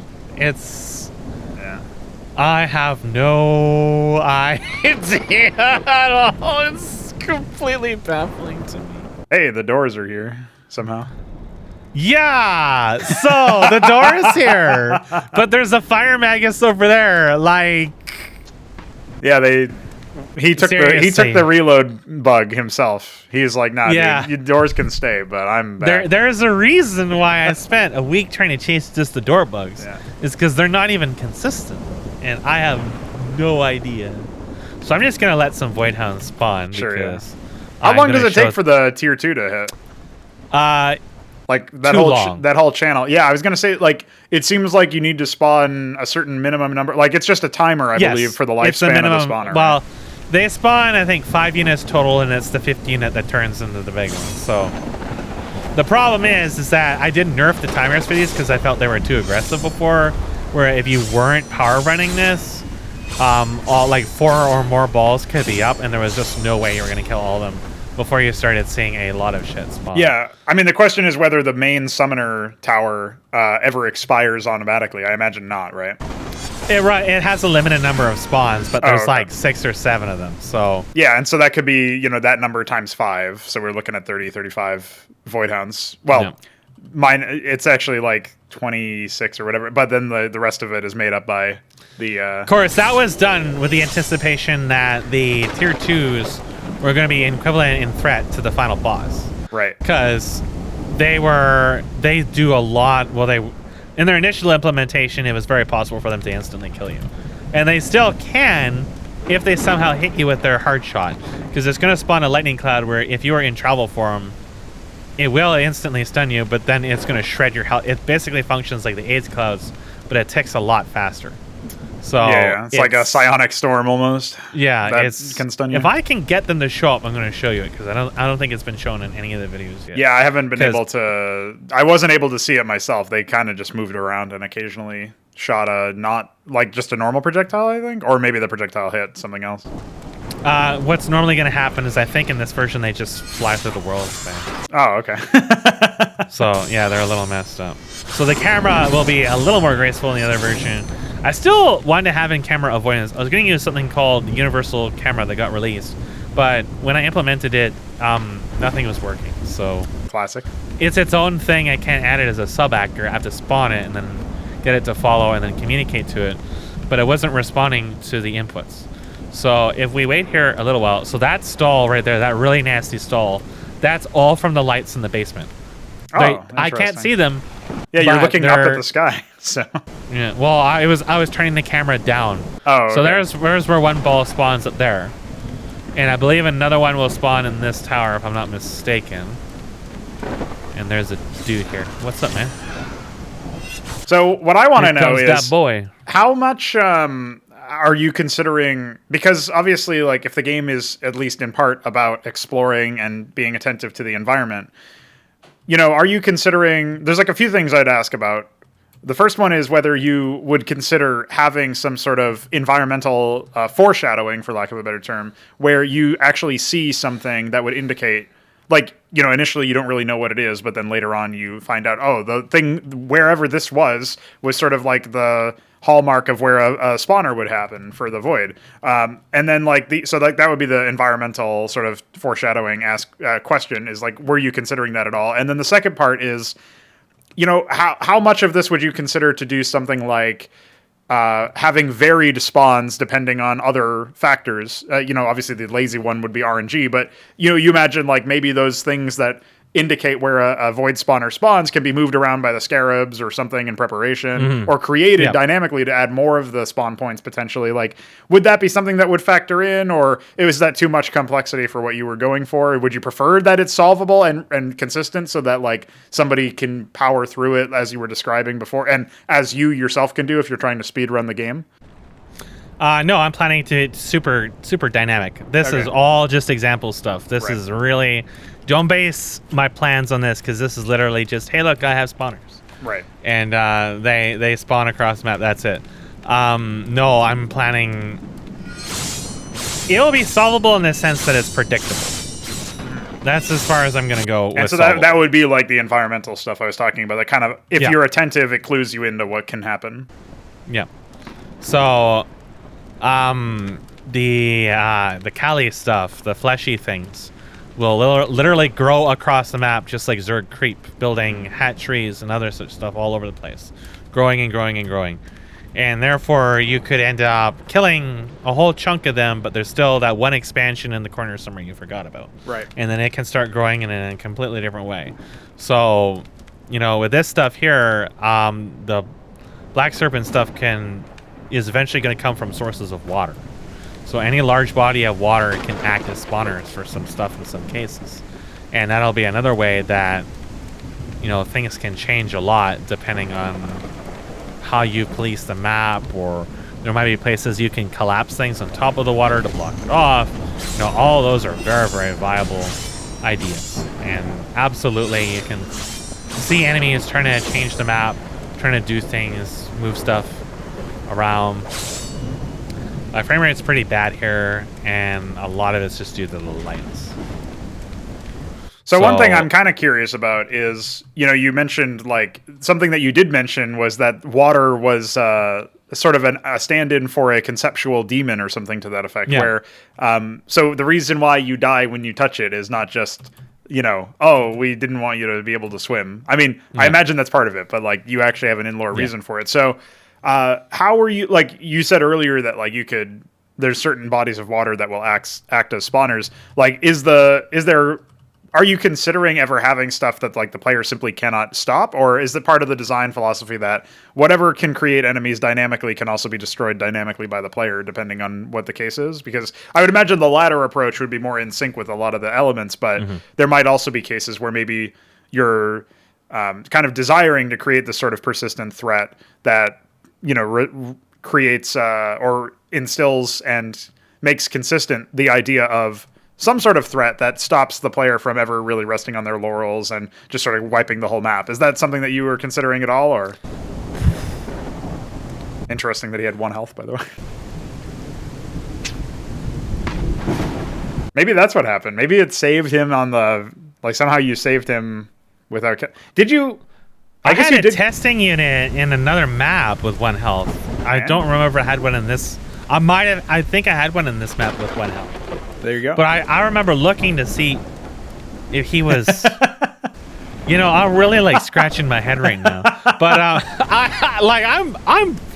that's more baffling to me than the doors. The doors, I know, shit's messed up, and maybe the way I'm thinking about the timer breaking the load is completely different than really what's happening. But or maybe it's grabbing shit from another map. I have no idea. I don't think so. But no, I don't think it could. But it's just like especially when you come from a background of closed source shit. Like some of the most mystifying causes can create bugs. So come on, Daddy. Let's see if he wants to hit you. I'm gonna try to get rid of his friends because I really don't want to die. But yeah, it's very easy to die getting stuck in their cloud. Something I'm kind of curious about is if you've considered having them sort of indicate where they're teleporting to by throwing a projectile before they teleport or something as a way to... Like, that would be something that I would consider doing myself, but I'm not sure. Like, they fire off something, and it moves very quickly, but it moves in a direction, which indicates where they're going to TP to, right? Yeah, some will, yeah. It's really like... The same with the spawners and interacting with them is... it's really like on a case-by-case. So it's like... The same demon that spawns in the water... Its concept is anywhere there's darkness, it exists. So it's like beyond a god in power in many respects. And they actually okay. So in that case, you would imagine like the water would probably only become threatening in, for example, this level after you grab the eggplant, right? Because that's what creates the darkness. So nighttime in any area is going to be, they can't actually hit anything. That's what I thought might be the problem. Before they just hit themselves. And we do have a problem where sometimes when they teleport, they end up inside the ground. Do you think that's what just happened? I think that maybe what happened. How far can they teleport any distance like No, it's a specific distance, but sometimes the teleport likes to put them. I try to have a trace to stop them from doing that. Right. But I have a feeling it's not ironclad. It's also because the EQS probe might be sticking them in places it thinks it can go, like underneath this platform, because hollow objects are going to generate nav mesh underneath of them. Oh, so it's still like the trace hypothetically still might find a legal position underneath those objects, and then we have, you know, that happening. So yeah, it's like, okay, one of them reappeared. What? No, he shot me from under the ground. I think that happened. Yeah, that's what that little spark is. Yeah, that's what that very fast projectile was. So yeah, that happened. Yeah, he's underneath me. Okay. He's right underneath me. That's what I did a lot of manual cleaning on this map to stop that, but this specific piece of terrain actually got changed a lot. So well, at least you have you know where it is. I know where they end up. Yeah, you know where they can be anyway. So yeah, it's something I gotta clean that. But one of the things I wanted to have is large-scale environmental threats. And nighttime is an environmental threat, and the serpent shit spawns in night. That's what the D&D too. The other thing I want to do, but I'm not sure how I'm gonna really balance it, is the night dwellers, the weak ones, are supposed to be repelled by light. It either prevents them from teleporting or it forces them into subspace outright. And that is, I believe, something I can do with this, because I know I've seen an example of somebody having something where they have a way to detect how visible something is, and it's probably doable by light. So I'm actually just going to try to avoid these, because I really don't want to go back and kill the summoner again. Sure. But like that's an idea I had before. Is like, why don't I implement that system into this somehow? Because that would be interesting. And well, it underscores a lot of the themes and skills about like being aware of your environment, right? So yeah, because then you could also use light, because light also would dispel. Because divine light. Now this is a bug. I don't know if you ran into it in yours. I did not. No, this is. But this is. I don't know how it happens, but I'm well aware of it. I think it's because of ALS actually. ALS. See, now I can't jump, but if I I can't attack either. Oh shit. Okay, so there we go. There you are. Yeah, imagine that being an now issue. I can't attack again. I could activate Ragnarok twice in a row? Interesting. That's a different bug, I think. Yeah, that's way more destructive, I think. Or yeah, this is some there's a bug I'm trying to find, and it is, what happens is right now it thinks I'm jumping. Oh, but okay. It's also locked out my attacks. So there's some states that my resets are also dependent on. That prevents me from resetting the Golden Gate is up now too. That's so weird, but I can't jump, so I don't really want to go in there yet. If I can find a ledge I can fall off of without killing myself, that is. Yeah, that will. Maybe that'll fix it. That'll flip it. So yeah, that's the most major bug in here. That isn't like the doors or whatever, but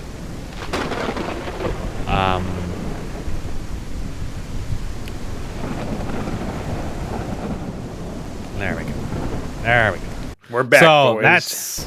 It's not flipping the jump variable and breaking something else, but yeah, it's really weird. And you don't necessarily want to have to do a lazy fix for it by forcing off the jump variable if you're able to walk or something, like on the walk event, force off jump. It's very possibly because ALS is expecting the animation blueprint from the main body, and I just shut that off when we go into wolf form because it's really needlessly expensive.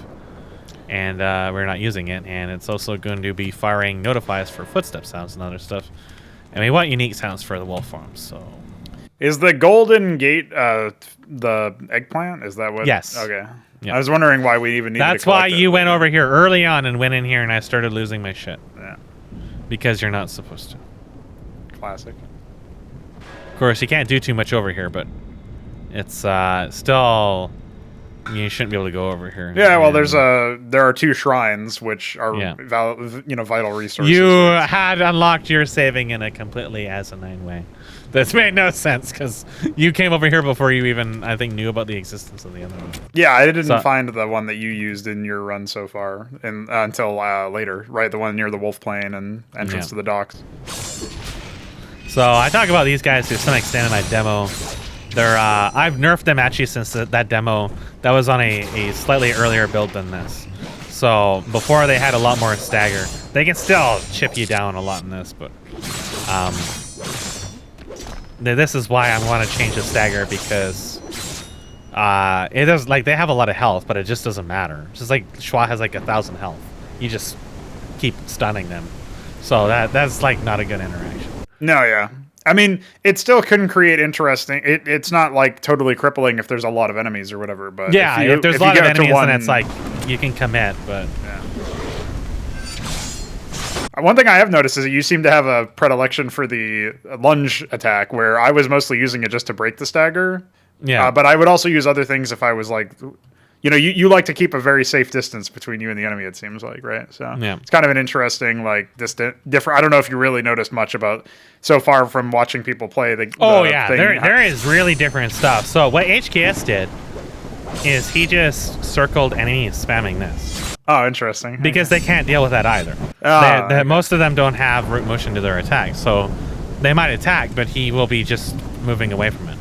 And it's like, it is interesting because I've intentionally not tried to add a lot to the moveset right now. First, because initially I really didn't want that much, but a lot. Both Speechman and HK said they wanted more root motion, more mobility in the movement set, and I have for a long time thought about adding different stuff.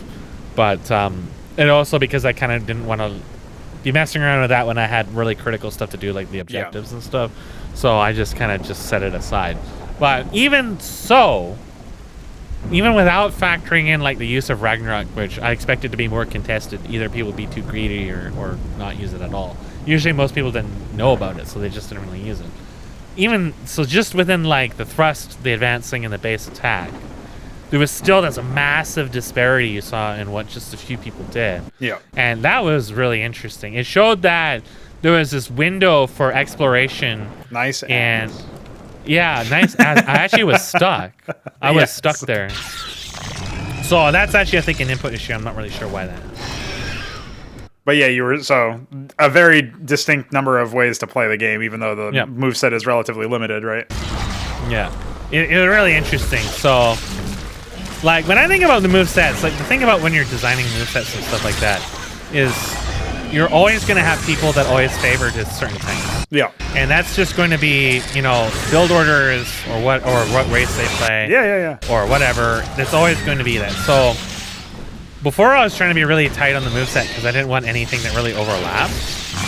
But now it's like, I already acknowledge that, there's always going to be people who prefer to do this or that, because it's just their style. So one of the things I've always done, especially when I'm adding like multiple, like in Apex's RTS variants, it was really about adding in choices, right? Like giving you the way to express yourself. And skill can be expressed in a few different ways. You can have, I'm not going to stun lock it because I really don't want to. But skill can be expressed in like your micro or your macro, or maybe you're known more for your drop play than for your spider mines or whatever. And then having the options and the ability to express those skills. So I've always envisioned it as I want the actual physical power budget to be very similar to these things. And just that the way that you deal with them is how you play or whatever. So I don't know to what extent I'm going to add to it, but I will add in, there's some stuff that's missing that never got re-added, like a Ragnarok attack for the thrust, and some of the mix-ups never got added either. In fact, there's actually one that's wired in, but not actually accessible for fast to base, I think. So some of the ones that nobody really knows about is this, and then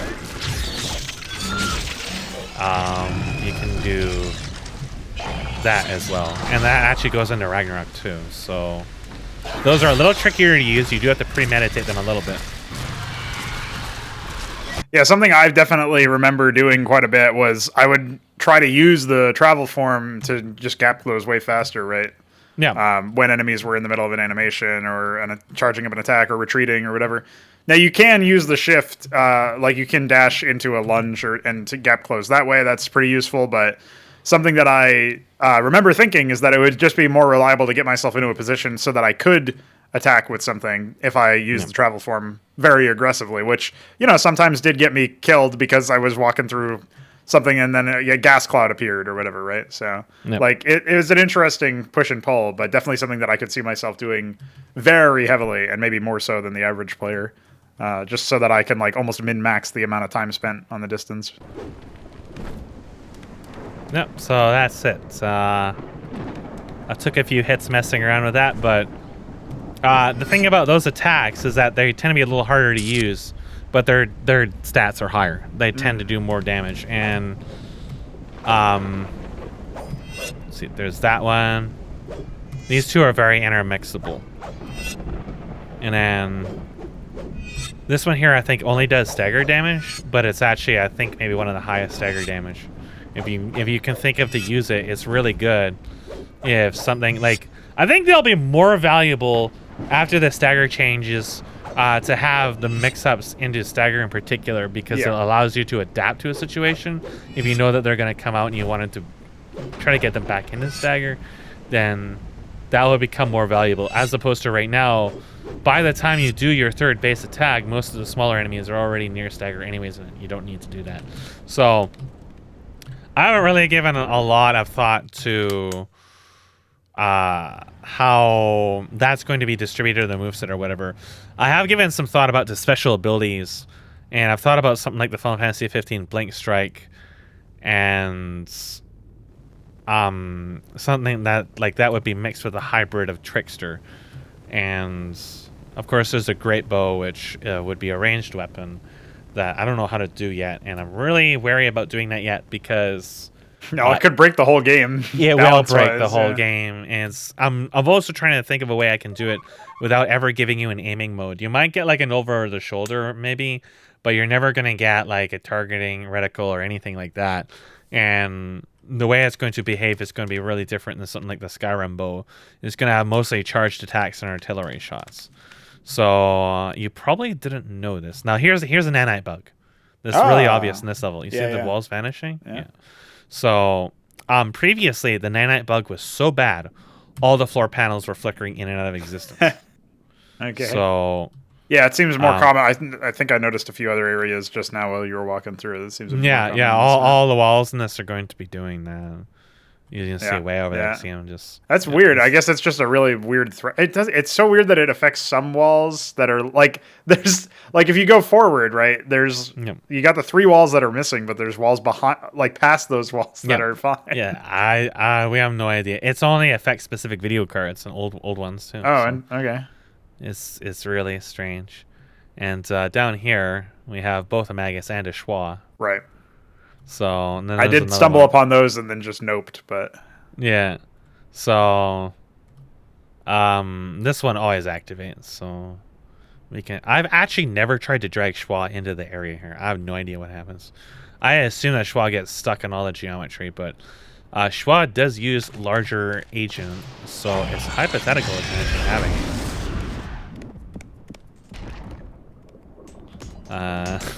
Getting the Nova effect for that required math. I couldn't do. I had to phone in HKS for that.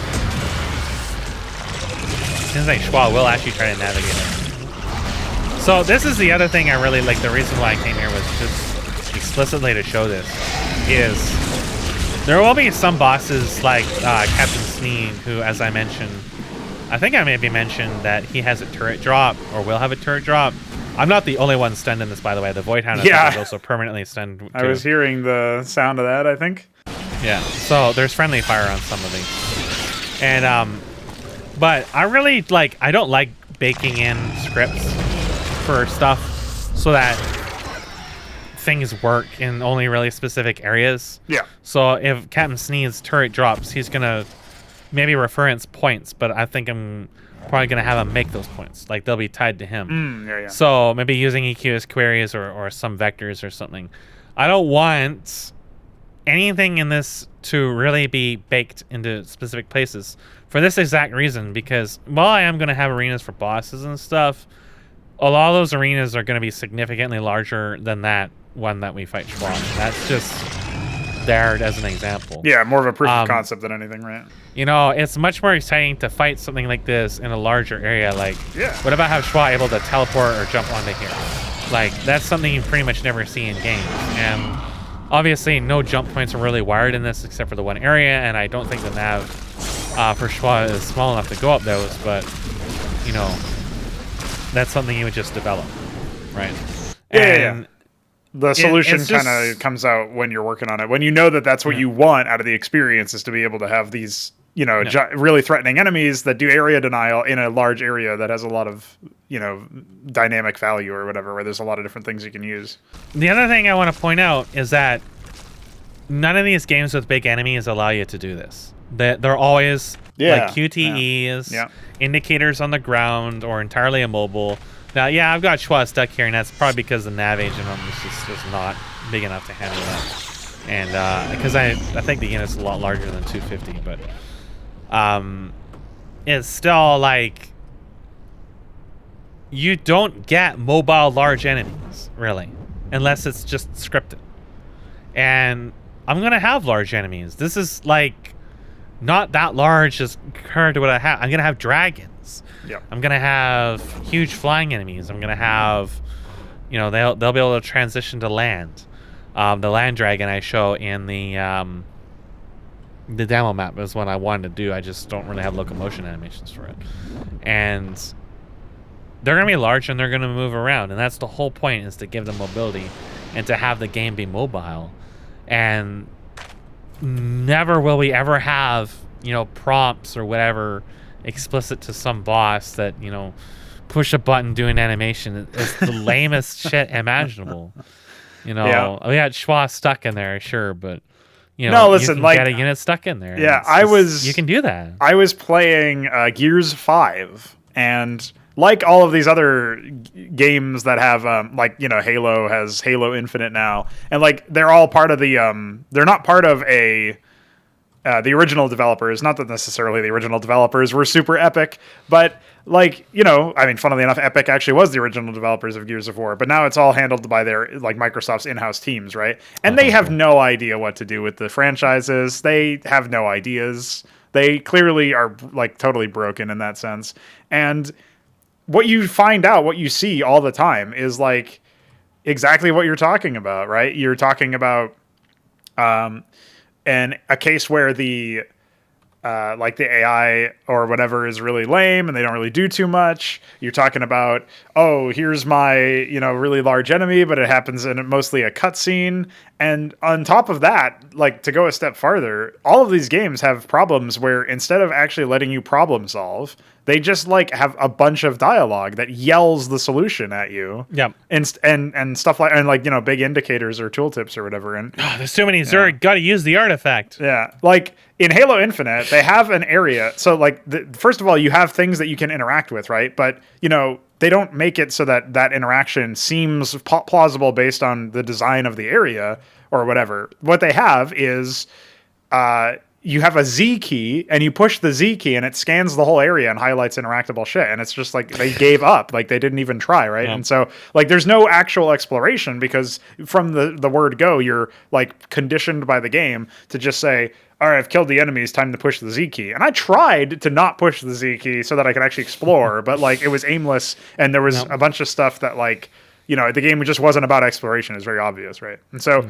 like, that's one of the main things that I took away from playing Apex X's first Voyage is that I looked through this and I'm like, you know, okay, so a lot of stuff doesn't have anything yet or whatever, but the fact that, like, there's a thing I can see, you know, either right up close or in the distance, and if I come at it from the right angle, I can, you know, clamber on top of it. I can, climb it or scale it, or I can go inside a room. Like the number of fucking games that have like all of the rooms and then you can't go inside any of them. Like it's just, that's most games, right? So Yep. that's basically every game. So that was definitely like one of the most positive impressions I took from it, was just being able to access stuff that you can see instead of like being restricted. Like if you like your philosophy of if you can see it, you can, go to it and interact with it or whatever, is something that you really don't see in any game. So of course it would also then follow that, the enemies would have the same idea. And I guess that's where it comes to, like, you talked about the dash canceling and how that's something that you had re-added in your dev build.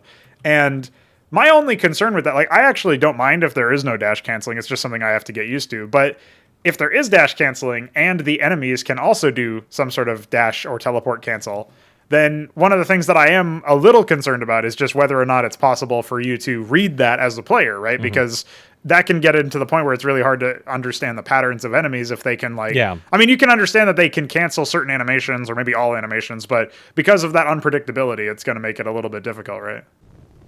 I'm not currently planning to have... if I have canceling in enemies, it's probably going to be a resource that's telegraphed to you, that they have it available. Mm. Currently, I'm not planning that, but I'm thinking if I did, it would be something that's visible.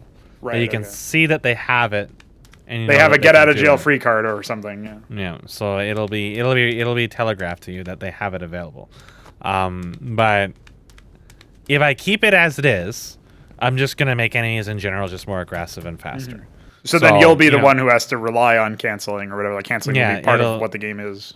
It's like when I saw that you were using travel to double jump, it just made perfect sense just to make that behave that way to begin with. Yeah, I was switching off of it so that I could do the second jump. But it's like, I don't know actually if it's a higher height than normal double jump, but it gives you a little bit more velocity. So I found it useful to close gaps and stuff. Well, it just made sense that was something you could do. Right. And then, attacking coming out of travel form was, for some reason, my problem is that since I'm used to a certain pattern, mm-hmm. I get really accustomed to that. So for me, it's just natural that that's just the way things work. So I don't sometimes consider certain things until later on. Sure, yeah. But attacking to come out of travel form makes perfect sense. So that's all in now. And the other one that tripped up the Swedishman was that in this version, when you go to dash backwards, but your camera is facing a different direction, you dash backwards. It's based on your character, because that's how it always was. Mm. And that, to me, is ingrained to me, because that's the way it's always been. But it is... you will see sometimes in my videos, it does trip me up, though. Particularly when I'm doing something really fast, particularly when fighting the wolves, is I had a habit of dashing into the wolves when I actually wanted to get away. So there was... the muscle memory was kind of like half there. So now, in the current version... the other problem is that when you put in the input, it is already turning you. And that means that you actually will not get your expected direction. Not all the time, I'm going backwards, but I'm going to eventually, as I go back, because you have to put in the key first, it's going to you have to hit S, which is going to turn you, right? So, yes. Yeah. So that's not even consistent either. So that was something I also ultimately changed it. Right now, it just forces you in that direction. I kind of wanted it to take you in the direct, your character wouldn't turn, but I realized as I messed around with it, that's always going to happen because you have to push the input first. Yeah. So it actually felt, when I was testing, it was a little awkward. You have to push the input. If you push them both at the same time, it will not always register that. And I think it's very possible with the sometimes I'll go forward. I am actually hitting S. I think that with the enhanced movement input, I can actually address that.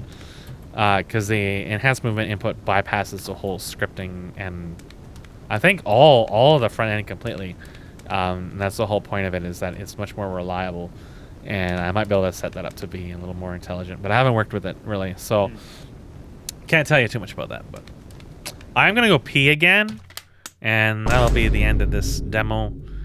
Maybe we'll give you some things to talk about, but sure. Just give me one moment. You got it. All right, we have both peed, so that we're back. Held hands while peeing. Held tips. The question now that we are back out of the demo and back into the default splash screen, people can now once again minimize the window and, I don't know, play Fortnite or whatever they do while they're listening to this. The main thing that sort of strikes me is, going back to a little bit about the living world stuff, is like I can just imagine with the principles you're undertaking and assigning to for the level design itself, and the fact that it is supposed to be open and big and you can access a bunch of stuff.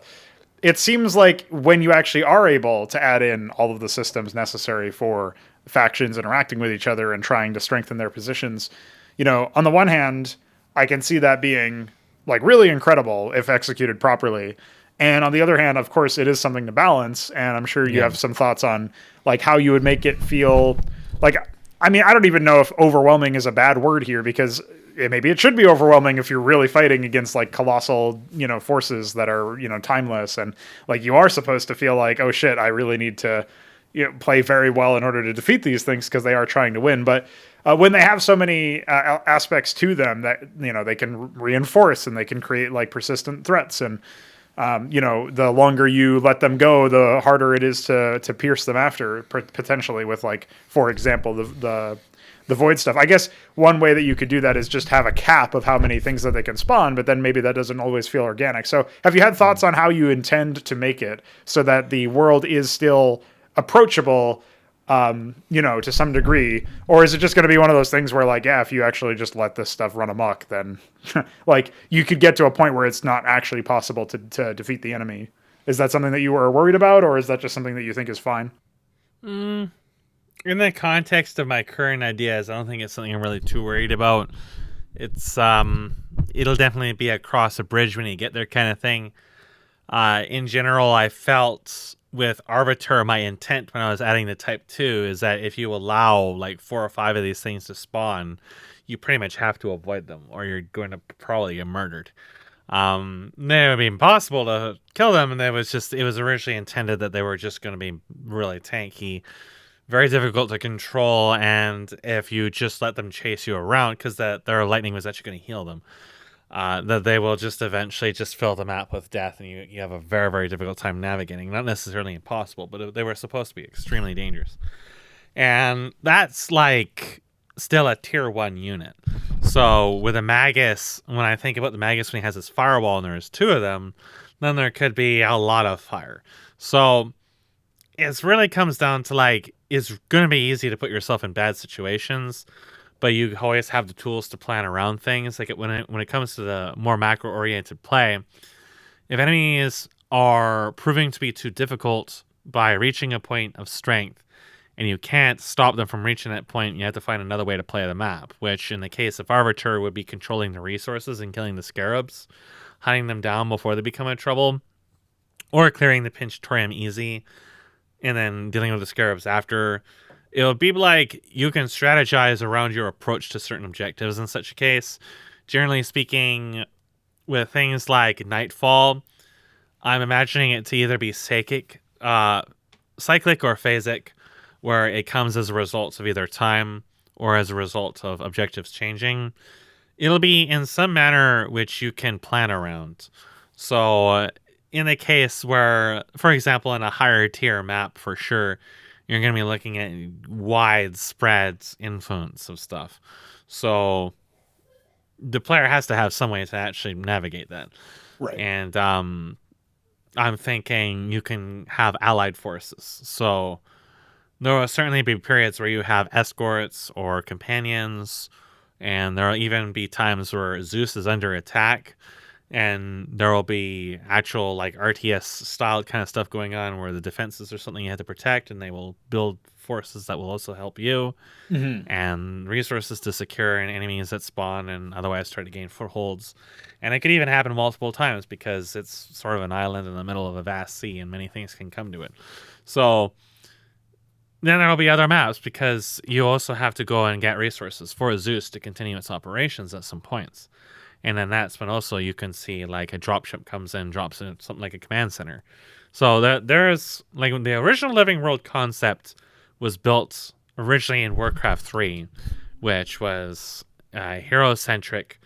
You could almost think of it as like Dota, in which it was a MOBA. But instead of having bases spawn waves, they played an RTS.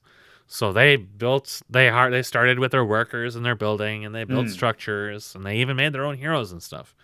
But they were something that you supported, and you had to kind of babysit for a while until they got strong. And then when they got strong, you had to kind of navigate around the map with them. And sometimes you have secondary objectives alongside of that. Like, I believe in the first major map, you collected pieces of stuff from enemy heroes, and those were used to open gateways and stuff like that. And then the next phase of the map spawns. So even very early in the early or mid 2000s, I had this sort of concept built. It's very, very old. And that even extended to some of the StarCraft 2 Apex concepts of having a hero that you controlled as the world did things. Now, it's a lot harder to do that in here, especially in the short term, because I actually have to build all those systems completely from scratch to actually make that possible. But we already have kind of the framework for that with using the summoners and the spawners. We already have a way that we can tell the game that, hey, we have stuff that appears here. Now, we have to build a system where the AI actually creates these things. And then we have to build a resource system. And all those are just going to be all long steps. But I'm sure that along the way, I will come up with more and more ideas of how this can be balanced and designed. But when it comes to really major forces like the Black Serpent is kind of like one of the most major antagonists in the entire world, and is sort of like the gatekeeper for the big bads, the Dark Moon Orazam. And it is intended to be a massively overwhelming opponent when it starts gaining any kind of momentum.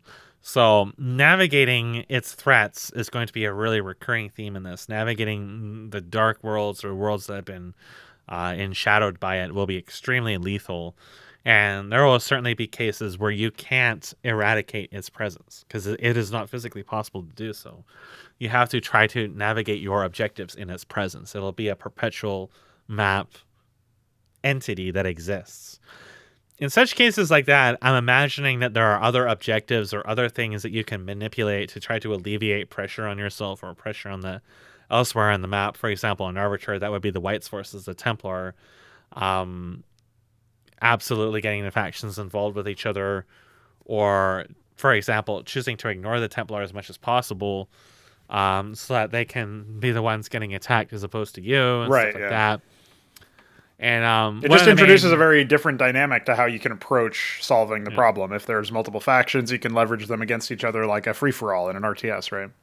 One of the main things about the Dark Serpent is that its influence twists the world. So in the case of Arvatur, what's actually supposed to happen is all the wolves are already turned by it. But when it falls to night, they become much stronger and they transform. So another way you can help mitigate a lot of these things is by destroying things like the weeds and the wolves and stuff like that before its influence becomes so strong that they start turning into something much worse. So this is, again, something you could choose to ignore if you feel like you can navigate that, if you're good enough to just either get around them and reach the objectives you want without having to deal with them, or dealing with them afterwards, or only killing really the ones you need to kill. For example, you can ignore everything in the courtyard and go straight to the Pinchatorium and clear that out so you can try to bum rush the summoner first. That's all stuff I'm imagining to be possible, really just based on how well your execution is done. I mean, people are going to try to do it anyways. No matter how dangerous you make something, people are always going to try to min-max that regardless if they're speedrunning or not. It's just the way that playing games and overcoming challenges is people are going to try to find that path, that lowest denominator. And it's really like, I want you to just open up the options to do it several different ways. So, but absolutely, there will be maps with consistent threats they have to be ever aware of, whether they're environmental or enemies that are active or appearing after. I really don't like the idea of infinitely spawning enemies. So when it comes to even the late maps, I'm always going to be trying to think of ways where you can alleviate or negate pressure by doing something. So it may be really difficult to do, but it's still something I want to be accessible for the sake of, I'm well aware of Call of Duty and its legacy of infinitely spawning enemies, for example. Yeah. And I do want to avoid that. So, yeah, that would be the only main concern I would have, is that even if it's not infinite, it can get to the point where it feels actually insurmountable. But if that is a natural consequence and that is like a victory condition that your opponents have, then it's presenting a problem for you to be able to solve. It's just like, you're not really targeting a public release anyway, right? So it doesn't really matter. But if I had to imagine trying to release a game that had these elements, right, and then like you're testing so many skills that are, like you said before, are completely foreign to most people who've played all of the modern games. And certainly in this collection, in this assortment, it's not something that has been, I think, done before, as far as like not only testing your ability to learn a combat system and stuff, but like also the macro scale stuff that's not yet implemented. And there's a little bit of a shadow of it with the fact that like the state change happens and summons more enemies. And if you didn't clear out the Pinchatorium as you're describing, then you have a harder time actually killing the summoner. But, so there's some elements of it in there, and like that, and then like environmental awareness in general for, exploring things, the fact that you can explore things, obviously dealing with area denial from enemies. All of that stuff is just not really like that. Certainly that congregation of mechanics and systems hasn't really been attempted before, it feels like. At least I haven't experienced it. And it's so simple too, but nobody's ever done it. Yeah, I think the closest you get is like Chaos Legion.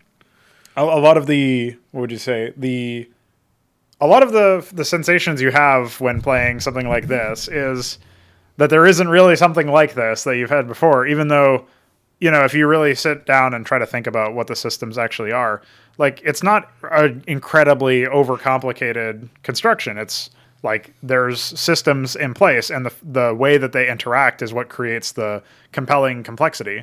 It's, deep gameplay patterns and deep opportunities for just in general interaction and having an experience comes out of the simple rule set that is defined, right? Yep. And, most people have this weird fallacious assumption that, you need some really high concept, difficult to envision thing, but usually that results in the opposite of what you want, which is, people go straight for the path of least resistance because they don't even want to hold the whole concept in their head and try to analyze it. Whereas... Well, that's why I call it interaction concepts, because it's all about the interactions. The interactions is what I'm aiming for.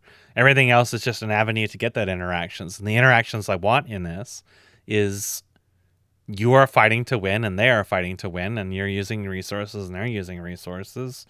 And those resources, they don't even need to have a coherent shape to them. It's just something that you can depend upon and is reliable, and that, the enemy is depending on it is also reliable, and then it comes down to skill. And it seems like something that you would expect games to actually attempt, but of course... That is a long-standing point of consternation between us and the industry. It's just not real. Yeah. It's sad, honestly. Nothing I've done here is remotely elaborate. It's literally baby's first Unreal game, literally. And it is honestly terrible reading through comments and shit that people are trying to do, in not just in like gameplay, but just in general shit. Like, the people try to do with the fucking cameras or whatever, or rendering or whatever. It's gross. It's crap. You people are shared trying to an figure out anecdote. how to put screen space in Skyrim. It's like, why? Well, not only that, but you shared an anecdote where you were going through some Unreal Engine tutorials, and there was a tutorial on how to make it so that when there's more than one enemy on the screen, the other one doesn't do anything. Yeah, it's like, why would I do that? Why would I go through the effort of making an AI for something just to nerf it? Yeah. To literally make the AI not play and condescend to the player and it's not actually ridiculous. Try to win. It's so weird. It's like an alien philosophy entirely to what we're doing now. And that's, you said earlier that you get used to the way that a system works by like, you don't really consider other alternatives all the time with the whole like, getting out of the travel form via an input or whatever was the example of that. But like, I'm like that in general with stuff where like I wouldn't even consider automating worker production or whatever, like it doesn't even cross my mind. And then somebody else is like making a big stink about how it's going to innovate the RTS genre or something. I'm just like, I mean, I don't really know how removing part of the game is innovation, but yeah, I guess people did say that about MOBAs. The bar, I guess. Yeah, I don't know, man. So that's just one of those things. We're sort of on the wind down here, but definitely wanted to talk. We talked obviously a lot about like things that you intend to fix and things that you intend to change. You had a concept for the stagger system that seems certainly promising and something that I'd like to see. I was actually surprised you had a concept so quickly, because the last time I talked to you, I think maybe while I was playing, I had asked, and you in the chat said something to the effect of like, you actually don't know what you're going to do with it yet. So it's pretty neat that there's already a potential. I might try to implement that, but I don't know if it's going to work. Yeah. Oh, I was actually starting the editor to show you Nanite, but it might take a few minutes. So yeah, there it is. Right. Yeah. So, I mean, the experience of playing the game for sure is something that like I was actually thinking at some point later on when I have a little bit more free time, I'll probably boot it up myself and do some more fucking around with it just to see what else I missed, because I definitely didn't see a lot of stuff. And if I don't die, then I actually get to have the gates, so I get to see. Yeah, I died and the gates came back. Yeah, so you know, maybe you need to activate a different save shrine. Maybe I never even fixed the bug on my end. I don't know. That may not have been why they were bugged to begin with. Well, I guess you did. You got to a save point, and I didn't use a save point at any point when I died the first time. So maybe that has something to do with it. I don't know. That would be a weird combo. Like it's weird because I thought I fixed it by removing the weight. Yeah, but it may turn out that has nothing to do with it at all. That's what this is telling me, is that I may not have fixed it. Well, I mean, the way to test would be to start the game, die, or start Arvatur, die, and then walk to. Yeah, but that isn't consistent, because on your end and my end in an earlier test, and then on Swede's end, they disappeared. But now I just died and checked on the same builds, and they're back. Oh, okay. And you know that. Like it's the fire maggot showing up in the map. I checked to see if I had another one. I didn't. Nice. So where the fuck is he coming from? Like these are the weird mystery. That's why I say there's a clown that is just like taking things and putting them places, and it is absolutely baffling. He's equipping roller skates. It really is. It's nuts. So you obviously said that it would take a lot longer than what I was saying in the video that I was my video playthrough. I was like, oh, hopefully we see a second Voyage in the next few months or whatever. You said it might take like a year or whatever. So no real projections for when that comes out or what's going to happen in it. But I did hear that you said you wanted like maybe 2 tier 1 zones and 1 tier 2 zone. And I actually, briefly, before we close out, maybe this could be our final topic, is I wanted to ask you a little bit about those tiers, because not just in the terms of the zones, but also in terms of the enemies, like you have the Void Hound, and it's a very complicated creature in terms of like all the different things that it can do relative to what you normally see out of enemies in these types of games. And I certainly have remembered hearing you say that it's like supposed to be on the weak side, like one of the weaker enemies, especially for that faction, right? It might be the weakest enemy for like that particular faction or sub-faction, I guess, because they're part of the same thing as the Weeds.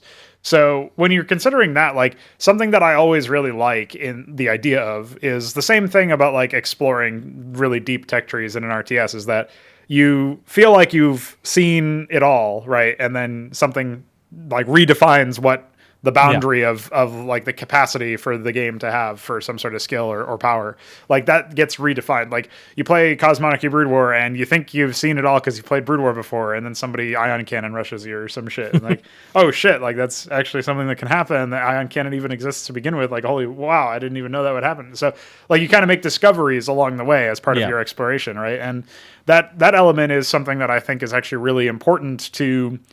Like your game needs to be deep enough to be discovered, right? And so that's something that I think is really compelling. But when we're talking about stuff like this, I feel like, and in the same way as when I describe how the ion cannon works or the Star Sovereign with the glassing works, like a lot of people think that that's like impossible to balance or whatever. But one of the other things that they're struck by, especially if they actually see it, as opposed to me just describing it, is they have that like awe-inspired, like, oh shit, like I can't believe, like there's almost disbelief like that this exists at all. Are you sort of hoping to achieve something similar to that, or do you not even think about it in those terms just because you're already like immersed in the way that you already know how the sort of proverbial tech tree actually works and how all the units are relative to each other? Because I feel like the average person, if they fought the Void Hound, right, assuming they were able to even kill the Void Hound to begin with, because you know the average person is probably lower skill than any of us, even though I wouldn't say I'm particularly skilled. Like, say the average person actually manages to like fight a Void Hound and kill it, and then like they somehow know based on like, oh, you say it to them or whatever, that the Void Hound was like the weakest enemy. Wait till you see like stuff later. Like they would just be slack-jawed. Like what the fuck? How could that be a weak enemy? Like that element I think is actually really cool as a way of discovery. So have you thought much about that as far as like how you're going to pace out the interactions and stuff? Well, that's what I kind of wanted the Type 2 Night Dweller to be like. That was how I envisioned it, because it is later in the spawns. Is that when you see them, you know that there's something bigger out there than that. and it's not something I telegraphed the existence to in any media at all. So it was just popped in. But then I ran into technical issues and it didn't happen. But I think for anybody who didn't watch the demo that then just runs like face first into Schwa is going to kind of run into that. Right, yeah. Because that boss, as incomplete as it is it breaks basically every trend that you have for something like that. And it's mobile, and the way that it does stuff is different, and it's aggressive, and it moves around. And if I'm able to get in the flying unit concepts that I have, that's going to be another huge jump forward. Mm-hmm. And when we start seeing the tiers, the tiers are really going to be about enemy intelligence. And they're really going to be about, like, right now you have like wolves. And the wolves are going to be really silly, but they're still basically just wolves. There's a limit to really just how intelligent I really want them to be. But when the wolves turn into shadow wolves or whatever, whenever the night falls, then you're going to see a massive jump up, and they're going to completely change. And I already have a few ideas in mind for what they're going to do. And absolutely, when I think about tiers, is I want those jumps to be really massive and really telegraphed. Like, the Fire Magus is going to be a tier 2. And like I said, he has a whole bunch of shit that's planned for him. One's a firewall. He's going to have a shield that protects him a little bit. Hopefully the teleportation logic will be fixed up a little bit more. He has currently 1 combo in out of like 4 or 5 combo attacks that are planned for him. And the way that he works is also really fundamentally different than a lot of things, because while there is already a lot of convertible damage in it, like with the weed aids and stuff, those are more or less currently static elements, whereas this guy's using leading behavior for every single attack, which means that approaching him is something you have to consider very carefully. And then the zones that are planned for him are going to have more platforming-esque stuff and then more verticality to them, where he is going to be able to navigate a little better. So you won't be able just to joust him in tight corners like I have been doing in this. The landscape will be different. So that's also a tier, like a basic tier 2 unit. Like, it's very, very simple. And one of the units I'll be working on is called the Saber Oni. And that's going to be probably one of the basic tier 2 units I get started on fairly soon, which is going to be the equivalent of a Templar for tier 2. And I'm imagining him using aggressive rolls and teleportation. So he's going to have both sets of mobility, and he's just really going to be all about aggression and close range stuff. And it's really going to be like, I'm building those in mind with the changes to the dash canceling. And when I implement that, like I said, I didn't really want to introduce canceling into enemies. I think some bosses might do it. Basic enemies probably really won't.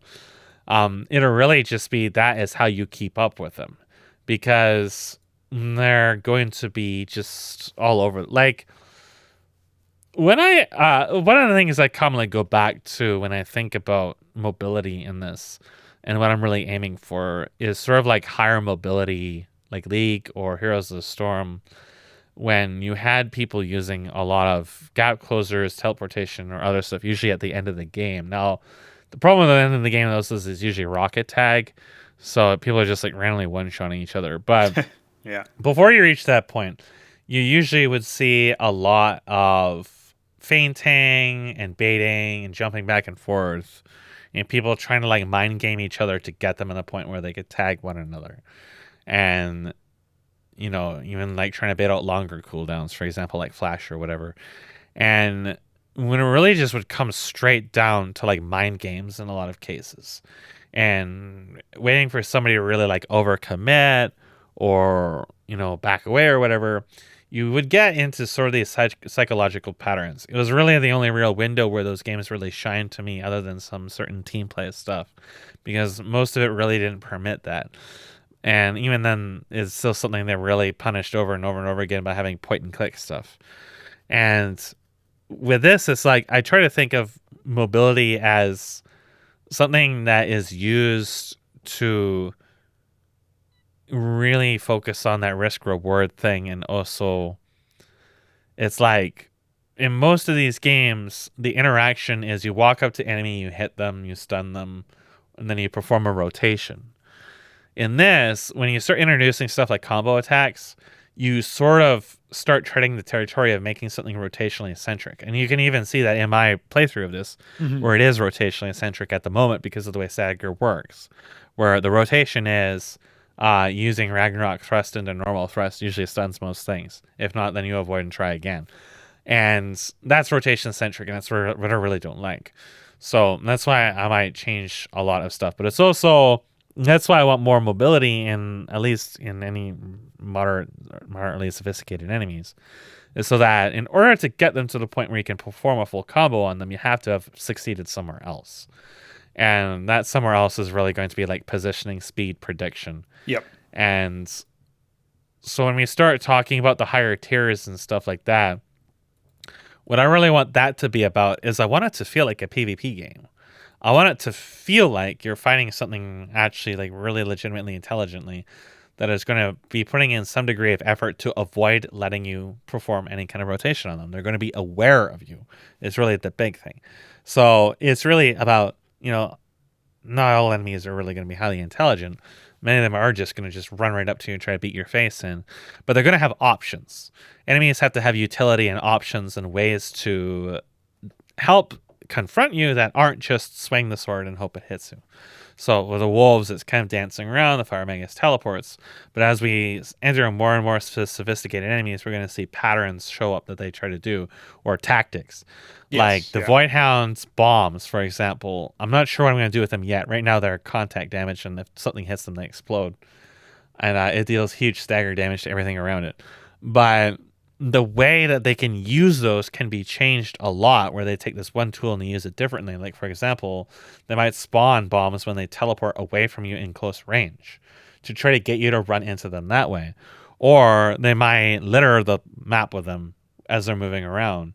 The other thing we might see is that enemies could have randomized personalities. There is a scalar set for it. I just haven't really used it too much.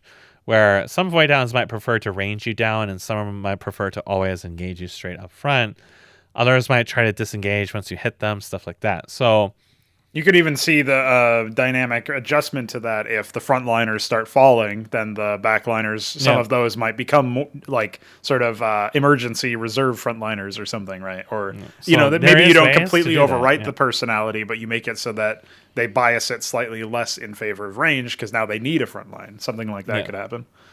So, you can have the AI be aware of other units other than just the player, and certainly can play around that. So, and then you might see that behavior more and more and more as you get into higher tiers. You could see healers and supports and, Yeah, I was kind of surprised. You mentioned that their wolf has like a howl animation or something, and I was thinking, I don't really know if it would make sense in the lore if there are just supposed to be a standard issue wolf. But you could imagine that howl being like some sort of channeled ability that does some buff or whatever, that maybe increases movement speed or whatever. Like, I could imagine something like that. Again, if you think about it in an RTS context, like how much utility do you want to have on an individual unit? Like, that kind of thought might even inform how you decide to actually deliver on some of the concepts for the units, right? Yeah, so Schwa actually has a shout ability right now that does nothing, but that one is actually on a 30-second cooldown and is for summoning. It was just I never actually got the summons in. So definitely, like, there's just sort of different things you can do that's I can only really simple, but the application is different, right? I can only imagine what that realm would look like if she summoned the malicious suites and just started spamming even more clouds. The one that she fires, that's the red version of the weed one. Actually is quite hard to hit because of the fact that it's in the air. It comes from up. Yeah. It comes from the prongs on top of the unit. It comes up at an angle. Right. Usually it's going to, if it doesn't hit, like if she charges forward, it hits her, which is fine. But in many cases, it'll actually go behind you or it'll come up from above you. So the fact it's coming from a completely different angle, it's otherwise the same projectile. I think it has a little longer of a turning arc to it. But it is still sort of the same projectile, but just the direction that it comes from, you have to think of it completely differently. It's coming from above. You're much more about avoiding it than even trying to destroy it because of the fact that it's really, maybe there is a particular attack that could or already does like hit or go you gotta above run your head back or if something. you don't want the AIDS clouds. Like Yeah. if you're getting really tight, then you want to go back and get them to like you start thinking about it in 3 dimensions. Yes. It's just just the interaction is just there. It isn't just like an indicator following the ground or whatever telling you this is there. No, there is actually something in the air coming down. So you have to go back to get it to sort of align towards me, and I can try to hit it. Like if that's what you want to do, or you can just commit to hitting the boss. It's all about empowering decision making, and it's really still just it's all simple things. It's really simple. Yeah. It's just the application. I'm not going out of my way to make things fucking Simon Says, and you have an indicator and you push a button to do something. It's just really, really simple, but it's just like it's like I've always said is you don't need to overcomplicate things. You just have stuff happen, and then that happens, and you interact with it. Well, There's it's just you don't have the like if your decision to do something doesn't matter, then why do that? Why make that decision? And if you have enough things in the game where by interacting with one thing or interacting with one thing a certain way, you're like there's an opportunity cost to that. Like I'm attacking the boss, so that means I can't attack the there's a limited amount that you can do in that fight. Yeah. So you have to plan to some extent ahead what you want to do, what you can do, and what will make the most difference. You come up with a strategy, and then you see openings to actually execute that strategy. And without without all of that, like if you can't, split your focus on between projectiles that are or orbs or whatever they're going to create CC fields and stuff, and the boss itself, then you're only wailing on the boss and there's no meaning to the decision. But now the fact that there is something else you could be directing your attention towards does completely change the interaction. And most games sort of play around with this by having ads get spawned in the middle of the sequence, but like usually that's like a very momentary distraction, and then a weak spot is exposed. Or the boss literally the boss literally goes invulnerable. You can't actually direct your attention towards it anymore, so it's just stupid. But even if the boss doesn't, at least then there is a decision, but usually the ads are there as more of a nuisance than an actual threat. That you just gun them down immediately or something and then go back to the boss. Like those kinds of state changes. I'm sure there might be some cases where a boss maybe during a transform becomes invulnerable or something like that. And maybe not even in then, so you could maybe chain some extra damage onto it. But like the main idea that just the idea that you would try to go down a road where you have to actually make decisions. You have to actually decide like, okay, this is something I'm expressly not going to try to interact with and engage with because I want to do some other goal. Like that does add weight to your decisions in a case where like 99% of games, there is no weight there. That you don't have to be intentional and careful and deliberate about what you're doing in most games, unless, funnily enough, like you said earlier, unless it's against another player. And so if it feels like a PvP experience, which is what we've been advocating for RTS campaigns for the longest time now, not in the way that the enemy controls like a player would, but in the way that the enemy actually wants to win and has agency, then that would be a significant improvement to pretty much everything, to pretty much how like you engage with software fundamentally. So. Mm-hmm. Yeah, it's like, well, most single-player games, they pace them out so they are as slow as possible to give you a long time to think about what's going on. And it's frustrating is what it is. It's frustrating because a lot of the times you're waiting for the game. Yes. So these aren't the best objects to do this on. They're not really sure. How do I do this? I would see it in game, but maybe not in the editor. Do you see the viewport, the play in game? I see Apex _X _safe space in the top left, and then there's a viewport, but I don't see anything else. So if you're actually moving around, there's no movement. 1 second here. Seems like you got a giant man trap somewhere in that, unless I misread it. No, that's not what I wanted. I'm trying to set this up. It won't, Discord is not capturing. Oh, here we go. No, that's not it. I don't want to show that.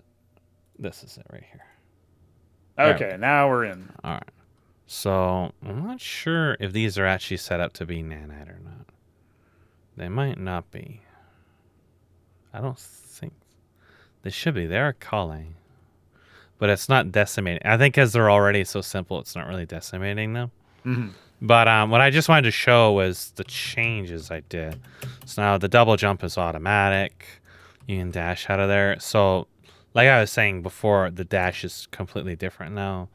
So now, can you explain this one more time to me? Because you said earlier that obviously you had to do an input which would turn you, which would make your dash direction inconsistent. But now it is just relative to camera? No, what it does is it forcibly turns you and then activates the dash. So it's always going to be in your input direction now. Okay. So so it just completes the turn instead of being a gradual thing. But does that mean that just turning without dashing is still going to does that if you there still is a turn is what I was wondering about basically. So the other thing I worked on was trying to stop the camera thrashing. Now your camera is still trying to go between the doors. Right. But it's not nearly as bad as it was. It's not instantaneous, which is what allows it to be further away it's even less fucked. Yeah. So that's one thing I tried to put in to fix that. And then the other thing of course is the dash canceling is it looks like a lot more responsive now. That double dash, I don't know how that happens, but I got an idea and I don't know how to fix this. So, but yeah, it's all about, you can even cancel an attack before it even starts, it looks like in some cases. Yeah. So the only one you can't do that for is the thrust attacks. I had a boilerplate in that for before, because before you could cancel thrust Ragnarok into thrust Ragnarok over and over and over and over, and you could just instantly, like Schwa, you could stun probably within like 5 seconds or less. So wow, okay, it's kind of a big deal. This was actually for Schwa. I actually only set that up right before we started. Aha. So this is supposed to be what spawns?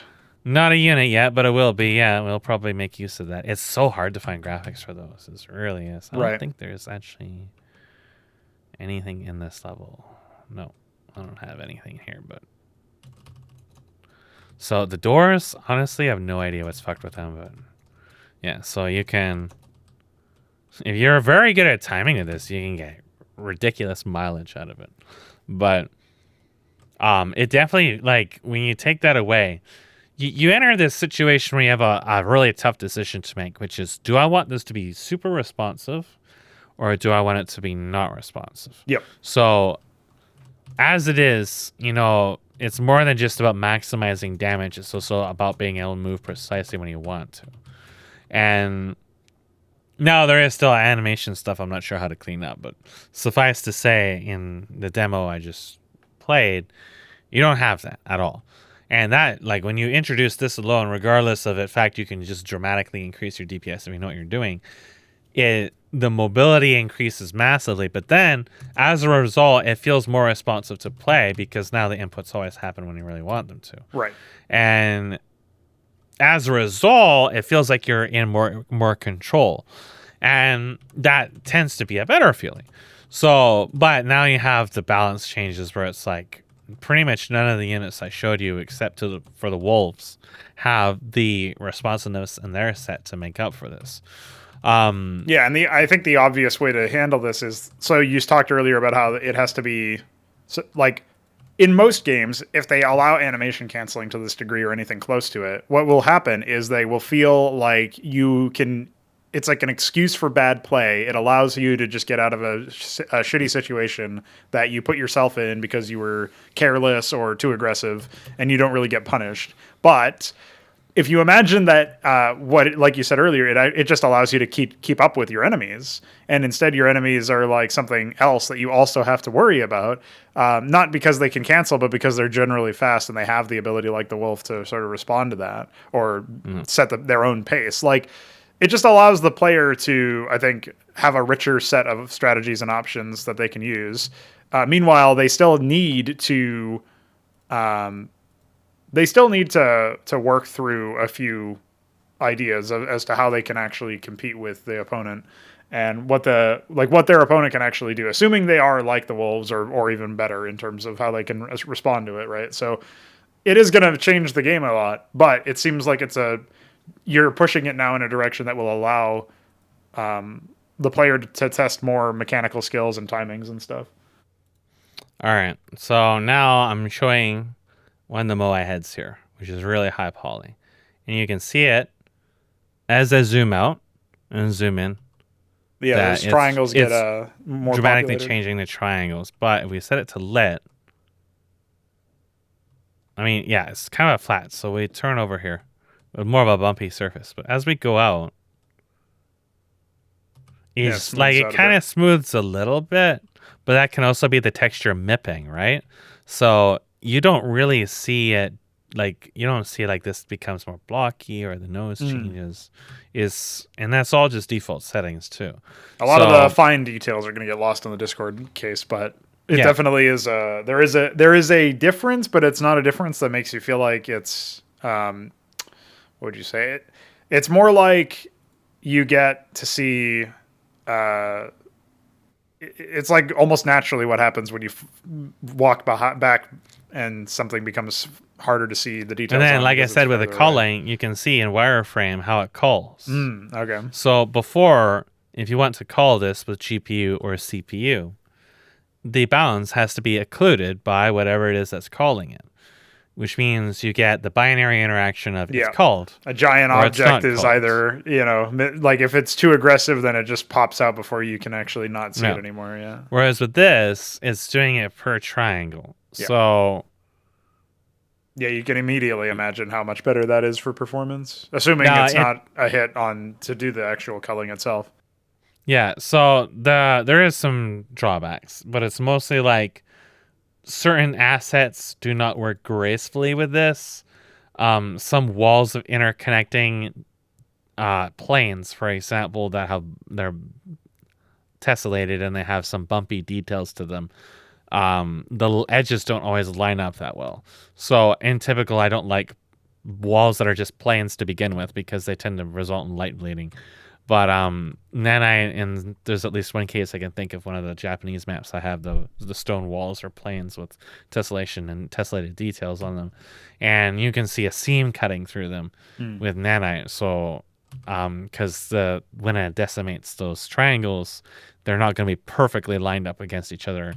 And that's I'm not sure how to deal with that at the moment, but it may be an issue that gets fixed. So yeah, it's like I can see the shadows change a little bit, but that's actually CSM that's changing the shadows because it blurs out, and we can see it more clearly. Maybe not on Discord, but there's a pretty distinct difference between the top half and the bottom half. Yeah. Yeah, so that's going to influence a lot more than Nanite is going to on a lot of stuff. Every now and then I might see like a white spot or something, but I can't trust that to be a Nanite issue, not necessarily the incompatibility it has on my card right now. So it's, I just wanted to show that because it's easier to visualize than it is to describe it. And so it's definitely...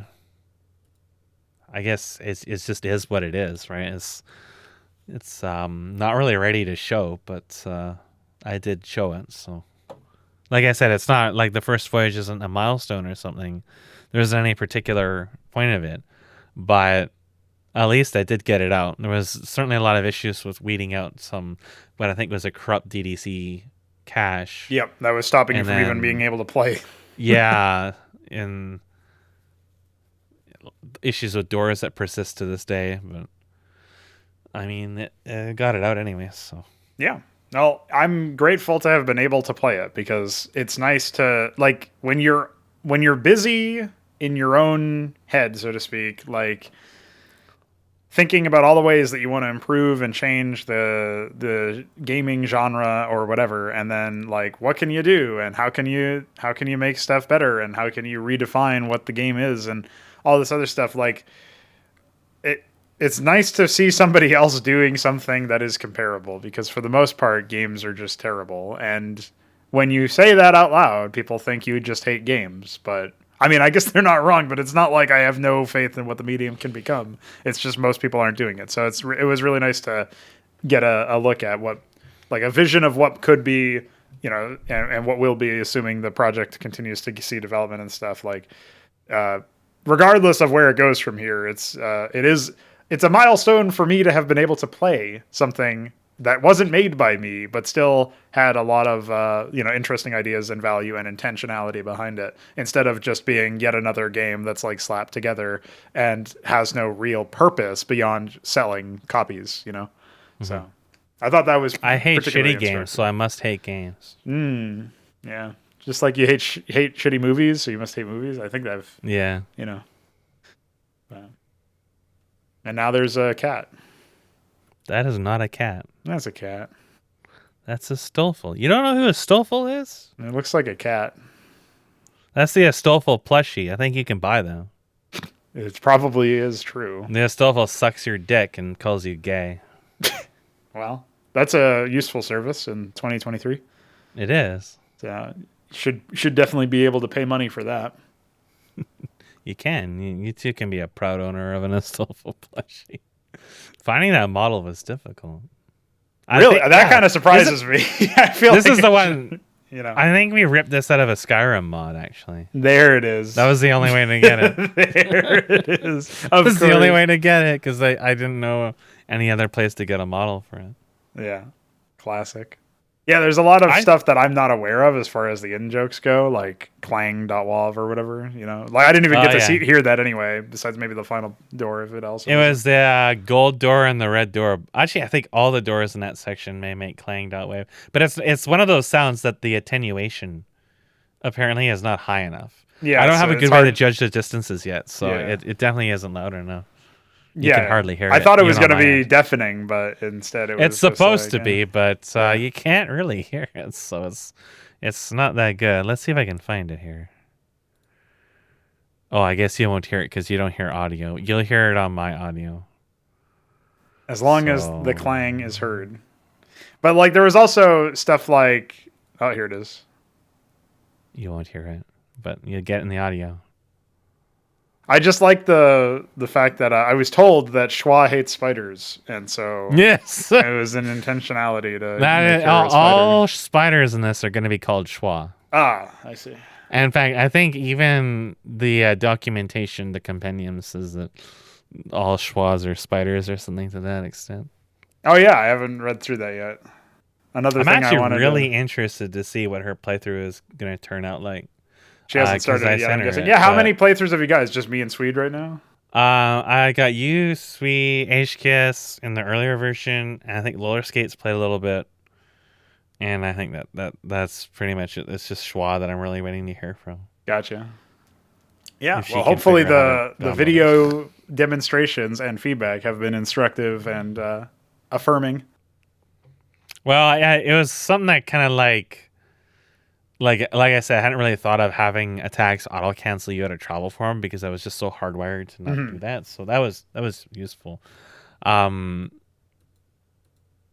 Sort of just it like to me the best information I kind of got out of it is kind of like it sort of reaffirms a lot of my own suspicions. Like I kind of wanted to expand the moveset, but I felt like I might have been just adding too much. But then HK was just talking about, I wanted more mobility, and then Swede was saying I kind of wanted more mobility, and then you mentioned the dashing thing, and I was like, well, I guess we can try that, and I won't really feel too bad about adding in more moveset or another weapon or something you can swap to. I just have to figure out to make it graceful, but it's sort of like interesting to see those pushes even from people who don't have experience in this kind of stuff. And I think that the feedback in general was more positive than what I expected because it's a fucking disaster. And most of the shit has had almost no time put into testing it at all. And like so many things I decided to do last minute that turned out into a big mess. But yeah, well, if it was intended to be a release product, then it would be a very different response. But the fact that it was, early and we were evaluating it from a pre-alpha sort of like test, like basically just a proof of concept kind of thing, I think equipped us, at least equipped me, I'll speak for myself, that, you're okay. There's not a stable, graphics pipeline yet, and there's all these issues. All right, I put that to one side, and then like, what is the stuff that I can engage with, and like, if the stalls get fixed somehow, and if I guess that's just like Nanite updates. If that happens, and then the camera stuff, which you're already starting to target. Like those were the two big things that were issues for me that were stopping me from like being able to more consistently interact with the world. And once those are resolved, it's like, okay, well now it's just, adding more content and more polish and more, I guess more systems for like the macro stuff.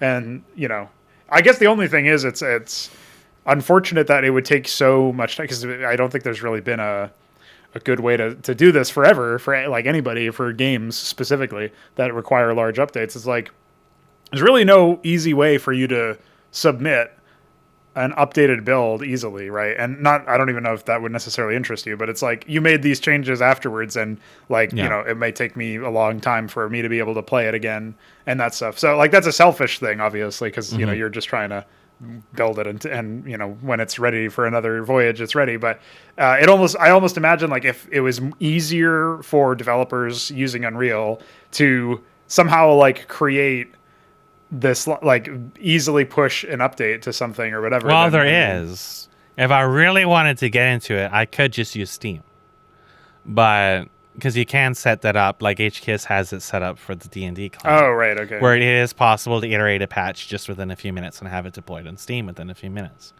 But it's not like, I don't really ever want to get into the habit of doing that, because I think for me it would really kind of like distract me from longer term objectives. Sure, yeah. It's not a mindset I think I can handle. Gotcha. So like even to push the first voyage, I found myself consciously avoiding stuff I wanted to do. Like I wanted to work on more advanced units. I wanted to experiment with a projectile that can travel through walls, like actually travel through walls intentionally and change its states, not the current bug shit that's going on right now. Yeah. And like I had to kind of like settle that aside. And it was because I was trying to meet a conscious self-imposed deadline. And I feel like if I was in a situation where I could push patches, that would become a lot worse. And I know I wasn't able to handle dealing with the pressure to push stuff in the past. So it's definitely a good idea to just not do that. If I really felt like I needed, like if we ended up with a huge, like I don't think 10 gigs is really that big for people to download. The bigger issue is that it's big for me to upload. Yes, yeah. But if I ever entered a spot where I really wanted to do that consistently, I think it's not too difficult to do. Like HKS would know how to do it, and it is something that can be done through Steam. And the only thing I really think I need to do is change the way the packaging settings are done, and then integrate the Steam thing into it, and then learn how to work the Steam thing. Like, because it was already insinuated I was going to be the one pushing the D&D client updates after it's actually configured, because I'm the one that's making the content for it. Yep. Other people can't know the content because they're the players. So I'm the one who has to deal with that. So it's not, I don't think it's nearly as difficult as it sounds. No, yeah, but it is still a parallel sort of activity and skill set that you have to invest time into, like learning, and then like it's not really, it's useful in some capacities, but again, it's also a mindset thing. Like you would have to almost have like strict, like I only ship an update every 3 months or something, if that, or whatever. You'd have to, so you could actually work on like a pattern throughout the year or whatever of like, the first month. If we were going to go that 3-month example, it'd be like the first month is a bunch of shit that's exploratory, and you do all this stuff that you want to try to do as like longer term things. And then the second month would be like tightening up the stuff that's already there. And then the third month would be like, where are my door bugs, and fixing everything. Yeah. I don't know, like that. You could imagine something like that, but it would still be a very different design and development philosophy. Well, it would need stability in my life, and I'm never going to have that. So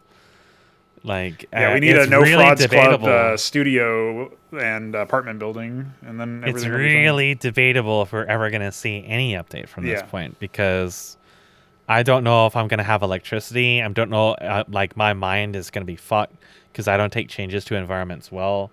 And it's its own thing you have to adapt to anyway, right? So it's going to be many, many, many, many, many months before I can really think about even trying to be consistent again. Right. And I never was consistent to begin with. Like it's just more volatility in an insanely volatile life. It's just disruption I just didn't need.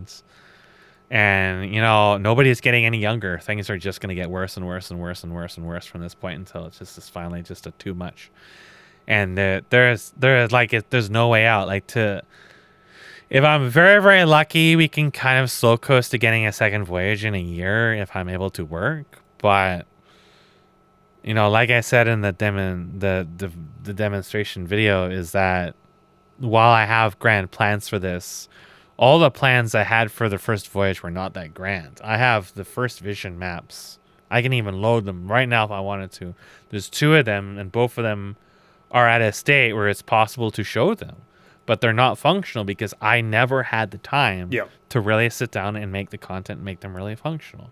And it's arguable if I'm going to find the time to do that in the next several months, because now I have to do all this packing, all this moving, and all this other shit, and we don't have anywhere to go, and there's only a couple months, and even after that's done, then I hate moving so fucking much. And I had to deal with all these people and all this shit. And, it's just going to get worse. So it's definitely a rocky road, whatever. It's definitely like patching and stuff and releases are like, I don't know. It's like a world away, it feels like, I'm sure. Yeah. It's awful. It's hard to work even now. The stress is just absolutely colossal. And that's nothing you can't do anything about it. It's just a part of who you are, and you just try to wrestle through it as much as you can, and most of the days you can't do it. Like today I did a few things today. I did the camera and the moves, but that's like 15 minutes of work, and I've had the whole day, and like the time just pisses on by because you're paralyzed by stress. And that's how most of the year has been, where I wasn't otherwise doing stuff, is just being paralyzed by stress. Well, you are working on this stuff even subconsciously or whatever, because, especially if you're playing through it and making observations. But like in terms of output you can point to, it's definitely a lot harder when you're in the middle of some real shitty real life situations, which for you is most of the time. So, unfortunately, that's just one of those things where like, we obviously need to get super rich selling phone games or something, and then we'll just fly you to cocaine. America. Yeah. You'll become a hamburger. I can live on FPS Russia's ranch and smoke all the weed he left behind when he went to prison. Yeah. I didn't even know he went to prison. Poor guy. He did, because it was like it was illegal to have firearms and drugs on the same property or something. And okay. Someone ratted out his girlfriend or something, and they found his weed, and then I think he lost most, if not all, of his firearms, and then he was in prison for a while. And he had some really fascinating stories to tell from it about chomos and people getting shanked and good shit. Well, we all have better fates than that guy. Yeah, the real shitty way to go. So, as we're coming to a close, do you have any final considerations for stuff? I mean, we kind of did come to a close anyway, but figure I'll give you one last opportunity before we close this one out. Hey, we're only 5 episodes away from 69, so we can do it. But what are your thoughts now, if you have any? I don't really have to. I think I vocalized most of what I wanted to say. And, it is what it is. It's obviously a mess, but it's still my mess, I guess. There you go. It's my mess. I made a mess. Got him. So true. Very cool. Very cool. It is actually very cool. I'm a big fan of the 3D level design stuff and actually thinking in 3D for one. So nice to have played a 3D game at all. So that's nice. By the way, if you ever get back to jumping across those towers again, I put something there for you. Oh, shit. I hope it's a crow. Well, I look forward to immediately finding that whenever the second voyage hits. It'll be, I'm sure it'll be a good time. A lot of caw sounds, a lot of dogs. I was a little disappointed that when I killed the dogs, they didn't make the ah sound, but Oh, yeah. The other dog has that wired in, but I don't have it hooked up right now. It doesn't really do too much. Yeah, well, it would have There been is the bears, though. Oh yeah, I still haven't seen those. The fact that the wolves do that derpy like look at the ground as they and like behind them or whatever when they come down a cliff is Yeah, that was they a have nice jumping introduction to the fucking enemy. It's just they have a jumping animation, but they don't use it. They'd rather just fall through the air. yeah. So Because the navlings don't have anything like that. God, the navlings. yeah, They're probably about 50% of the navlings on that map don't work because recast won't hook them, and I was wasted probably about 30 hours on that alone. It's ridiculous. well, waste no more for its malicious That's weed these times. things. They like to not hook. I remember in our first demo, I had one of these sections wired up with navlinks for the weeds, but I probably spent about 10 hours, and there was like 10 of them, and only like 2 or 3 of them actually hooked, and I had to note that because it's really is just that temperamental where if you don't see these lines, they're not hooked, the AI won't navigate them. And you can move it around every which fucking way. You can throw your wine glasses around and piss into your own mouth, and they won't hook, and it is one of the worst parts of the entire engine. Yeah, well, it's not been updated in like 10 years, right? It's awful. It's absolutely disgraceful. Well, nobody needs a 3-dimensional game, bro. It's not like your enemies should jump. Apparently not. Unbelievable. Well, while you continue your trailblazing through never-before-seen aspects of gaming, because for some reason, like 40 plus years after the medium began, it's still in this state. Yeah, you've got the support of the No Frauds Club. You got us on your back, so pretty epic.